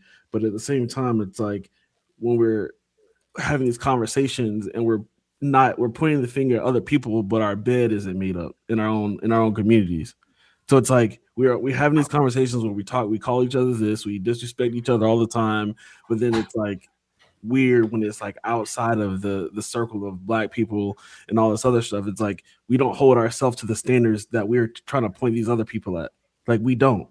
So it's like you look like a fool when somebody like, oh, like, you know, you're coming at them, but you don't hold yourself to standard. That was my first initial point. So I'll leave it at that. But then to respond to you, it's like, I mean, you want to like. The issue is, I think, we're ignoring the basic stuff that he did say during the conversation. Trump, when he was asked about the whole video, he was like, he pretty much said that he didn't agree with it. He said the part that I did agree with and was okay with was all about the voter fraud. That like this, you're distracting. The whole point is you're distracting from the voter fraud part. The whole stuff in Minnesota, they got violent and are starting crazy. What are they distracting from? They're distracting from the fraud that was happening in Minnesota. It's all a cover up for the actual stuff that affects actual people. The video doesn't affect you, but the money that's being, the votes that are being fraudulent, the money that's being used fraudulently, that's affecting people. That's something that's actually affecting people. So it's like, I just think overall he's not gonna fall into a narrative. It's like, if I didn't mean it, I'm not gonna sit here and give you the time of day to say like I did something messed up when ultimately that's not what I believe and that was not the intent. And I think he clearly articulated that, but that's like just blown past during the conversation. He's like, I didn't see that part. I saw the beginning of it. I was talking about voter fraud. We took it down. It's not like he pretty much said it wasn't okay because he took it down, and he had conversations with, you know, Tim Scott and so forth about the whole misunderstanding. So it's like, what do you benefit from you know, this distracting you from the voter fraud? How does it benefit you from distracting you from the stuff that happens in Minnesota? I'll end there. Okay, Hamp, I have a question. Yes, sir. If somebody lies to you in your face, right, or representatives of them lie to you in your face too, repeatedly, would you believe them? No. Okay. That is what happened with this administration. They're constantly lying. They're always lying. They told us that Alex Preddy was reaching for a gun, or had his weapon drawn, approaching two ICE officers, and that's the reason why he got gunned down. This administration lies about a whole bunch of different shit, and this is coming from the top people. This is coming from Pam Bondi and all these other people reading off of a script about what's true and what's not true. Of course, as the president of the United States, if something as offensive as racist rhetoric comes up on your feed, on your profile, you should address it and say my apologies, and not just go, I'm not going to say anything about it. Why would you do that? And why are we sitting here acting as if Minnesota wasn't already dealing with the fraud under another administration? And why are we acting like voter fraud is an actual thing when in 2020 when they did the whole January 6th shit, everybody, including the people that were indicted, said he knew that the elections weren't stolen, and his own cabinet members said they're not stolen. Nobody can verify the things that have been quote unquote stolen. So this voter fraud bullshit that she's talking about, Devin B, whatever the fuck, that's cap. That shit is cap. And when you look into these things, statistically speaking, voter fraud is low. If it's not high, it is not a high thing. It is not at all. Yeah, well, it's not cap. It's not cap, and that's why he's going through doing what he did. The voter fraud is not cap. The voter fraud is cap. It's not cap. So, where's your source to say it's not cap? It's being investigated. So regardless, that the investigations and the proof of it being shown is, and they just did one in Georgia and collected the machines, and the people in Georgia, you know this, you live there. They just admitted to finding, I think it was some either 20,000 or some odd fraudulent votes, whatnot, what have you. Other ones going back to hold on. You asked me the question. It's not cap. You can't say cap. Okay, I'm gonna just go. People that were the article. People that were deceased and their social security numbers that were being used. People that actually did real time self investigation reportings of addresses that had voter registration, the addresses for dilapidated buildings, all these different things. The whole thing of which the ballot harvesting, which is illegal, that's been proven to be true. So you can't say that it's cap. The problem is, again, too, once you get into the thing of where in the first time forever to where you had this astronomical voter outturn, okay, which is a mathematical impossibility by all statisticians and mathematicians to tell you it's impossible for a person to go from motherfucking this to winning the election and then over 2-3 hour period when everybody's fucking sleep to where you shoot straight up and then fucking go across again. No, bro. So no, you can't say that it's cap, Cheeky. You got a little bit of bias. I don't have a bias. I need you to show me an article and show me the investigation, because all the depositions that you can find online, records, the depositions that were forced through coercion of fucking prosecution, okay, and federal charges, that's not the same as the evidence that's been shown by the fucking forensic what do you call it, the technical forensics, brother. Whatever. Just how about this? Just send me the link that you got that information from so I can read it too, right? Because I'm not biased. The issue that I'm having is that I'm not biased. That's the problem. If I was biased, it'd be a lot more easier to live in a world where people could say the president could have a racist thing come up and then be like, oh, it's okay. I wish I was biased. I wish I was conservative because I wouldn't care. I wish I was liberal so I could be like, oh, everything's a problem. The issue is when you look at the facts and you look at these things all the way down to the depositions and the people who were being brought in on January 6th and those charges, there was people actually charged with insurrection and they got pardoned because of Donald Trump. Yeah, man. They actually got charged with it. That's the craziest. So not only did they have the evidence, they got the evidence and was able to charge them and was able to put them in jail. And guess who freed them? Because of the idea of stolen elections. This is bullshit. And every time this man does something, conservatives will find a way to justify it. They will find a way to get away to make a workaround. And I would love to read that article, because if I'm wrong, I swear to God, I would start a stream reading the article saying that I'm wrong and Mr. Fantastic is right. But everything is pointing to this is not it. This is not the case. So I gotta go do something with the kids. For all the men that take care of their kids, you gotta do stuff with them. They go to parks and stuff. I don't know, man. What you think, Devin? Any final thoughts? Yeah. So Devin, why you got the same? You trying to look like me? You got the same haircut.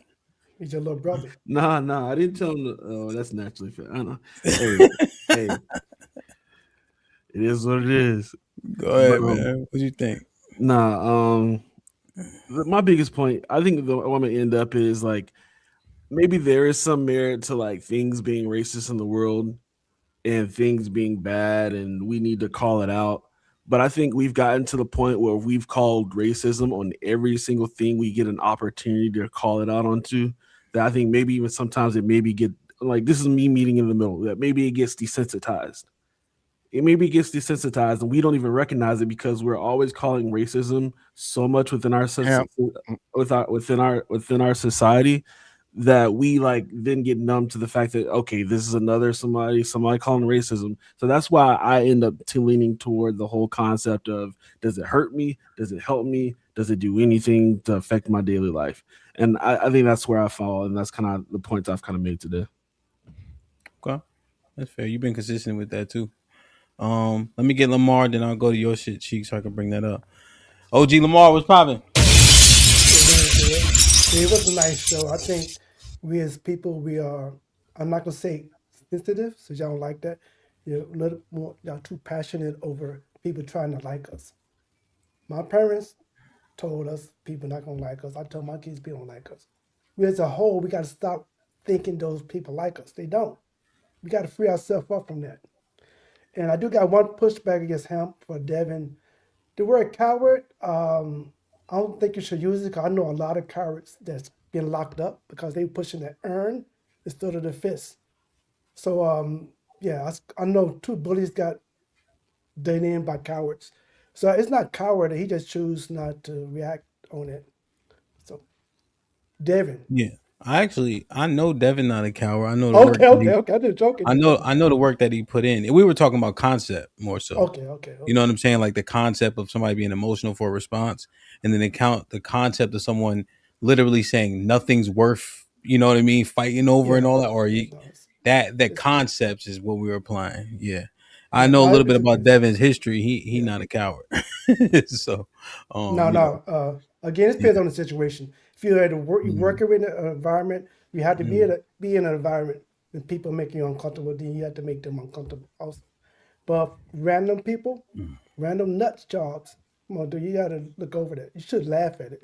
Be honest with you. If somebody going cuckoo and they trying to go cuckoo on you, you laugh at it and get the hell on. Other than that, the political stuff, I'm gonna let y'all fight over that. And Mr. Fantax, make sure that article don't have a monkey on it attached to it in this. It's a fact, bro. Fact. I like that shit, bro. That's about it. Young Cheeky, nice seeing you, young man. What's up, Lamar? Okay, so just again, I'll show my prompt, all right, just to make sure, I'm not doing anything, right? Was there voter fraud found in 2020 election? All right. Now, this is just a plug-in that just helps me focus, right? ADHD shit. No. Credible widespread voter fraud that would change the outcome of the 2020 U.S. president election has been found, according to multiple authoritative sources in official investigations. Official findings and investigation. U.S. federal and state election officials, including the Cybersecurity and Infrastructure Security Agency, CISA, said that the 2020 election was the most secure in American history, with no evidence that the voting system were compromised or that the fraud changed the results. The Justice Department, under then Attorney General William Barr, reported to found no evidence of widespread voter fraud that could alter the outcome. Over 60 lawsuits alleging fraud or irregularities were filed after the election. None produced evidence that changed the result, and most were dismissed for lack of evidence. Audits, recounts, and post-election reviews in key battleground states confirmed that certified results were accurate. What did happen? Isolated cases of voter fraud, such as small number of individual illegal votes, individual illegal votes can and do occur in most elections, but investigations found so few that they were statistically insignificant and had no impact on the overall results. Here's my point, right? This will be my last thing. The point that I'm making is there is no circumstance under any circumstance should the representative of the United States of America display any form of racism to cause any question of whether or not he is racist. But it happened. But here's what's going to happen and what's going to continue to happen. We're going to continue to get bad information from conservative people because they're not the greatest when it comes to fact checks. We just need to watch what happens when liberals take office, right? The same people that was complaining about morality versus law, I don't want to hear shit from them when liberals start doing other shit, because it's going to happen, right? And because I'm even grounded, you're going to see me call out both sides. My issue that I'm having is we can't keep trying to act as if politics doesn't matter when it's the only form of change that we have when we have a structured system. Stop acting as if we can't work or we shouldn't work with white people when the simple fact is they are running the shit and we can help change or try to implement some type of change through voting. Stop acting like you can't work with white people. You have no choice. You're the minority. So every time somebody asks you some gotcha question like, do we care about white people? We have to. Fucking stupid. Mr. Fantastic, any final thoughts? Brother. Yeah, man. At the end of the day, you niggas hate white people, so I don't know how you gotta care about them. I think that's the issue and the problem. It's too much fucking white people that's not really helping black people do a damn thing, nothing at all. You know, at the end of the day, Trump is president, and you got 3 years left. It's 2 years and 11 months, right? Get over it, deal with it, make some money. Okay, while all this shit you doing, all right, and complaining and crying over fucking monkeys and memes when you gonna laugh at another fucking monkey meme with some niggas in it this year, I promise you will. Okay, just make sure you're making some money, okay, and putting yourself in a position to survive what's upcoming for the entire world here soon. That's all I got. As Abe with the $5 said, these men get emotional over black women, but the true oppressor, they say nothing. Be nice. Y'all say export. Y'all say export from black women, so it's cap. You're trying to come together. Q Biz with the $5 said, Mr. Fantastic, we got to stop. If we still enlisted and the same shit happened, there would be disciplinary consequences. So the peace be still been a member for 2. I'll shoot Cheeky a text, Uncle Tom, in a second. Peace be still with the $5. Define flying monkey. The last defense of any I will ruler, abuser, oppressor.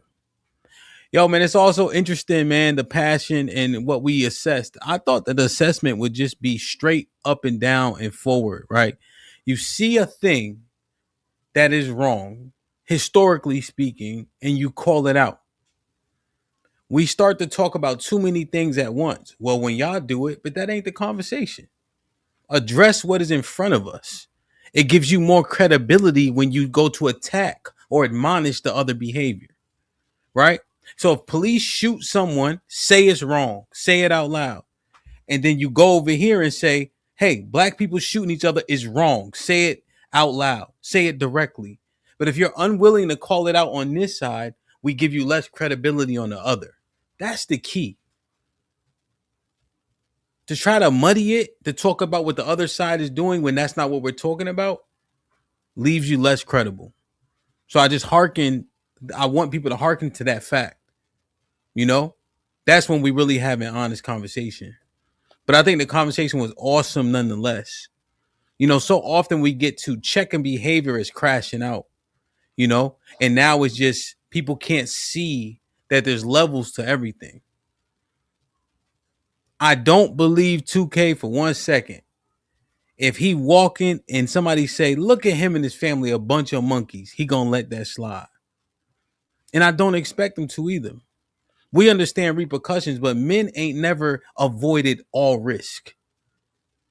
We get so risk averse to where that could be an issue. I'm just saying, man, let's just keep grinding. Let's just try to understand this. Wrong is wrong, right? So, am I going to? I think I am, Red Pill Crib. I'm not sure. You know, we so risk averse to where we ineffective, man. I just think we just gotta understand that. But salute to the brothers. I definitely give it merit for thinking through problems before you have to escalate it to physical violence. But words beget violence, and violence begets violence. You know? So great show, man. I gotta go do shit with the kids. Y'all jump in the Discord. Be safe. It's getting back warm out. You know what I mean? Do the right thing out here. Don't do nothing I wouldn't do. You heard? I love y'all. Appreciate y'all. Be safe and do the right thing, man. Like, share, subscribe. Tell a friend to tell a friend. And we out. Yeah. It's a podcast. It's a podcast. It's a podcast, yeah. Like, share, subscribe, tell a friend to tell a friend. DJ Ham about to go live again. So hit the likes, my friend, on your way in.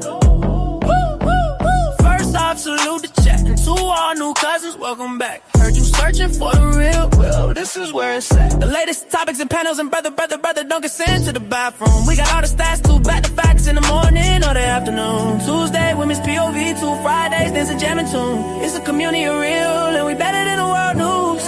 This might be risky, I hope you know. This might be risky. Let's go, let's go.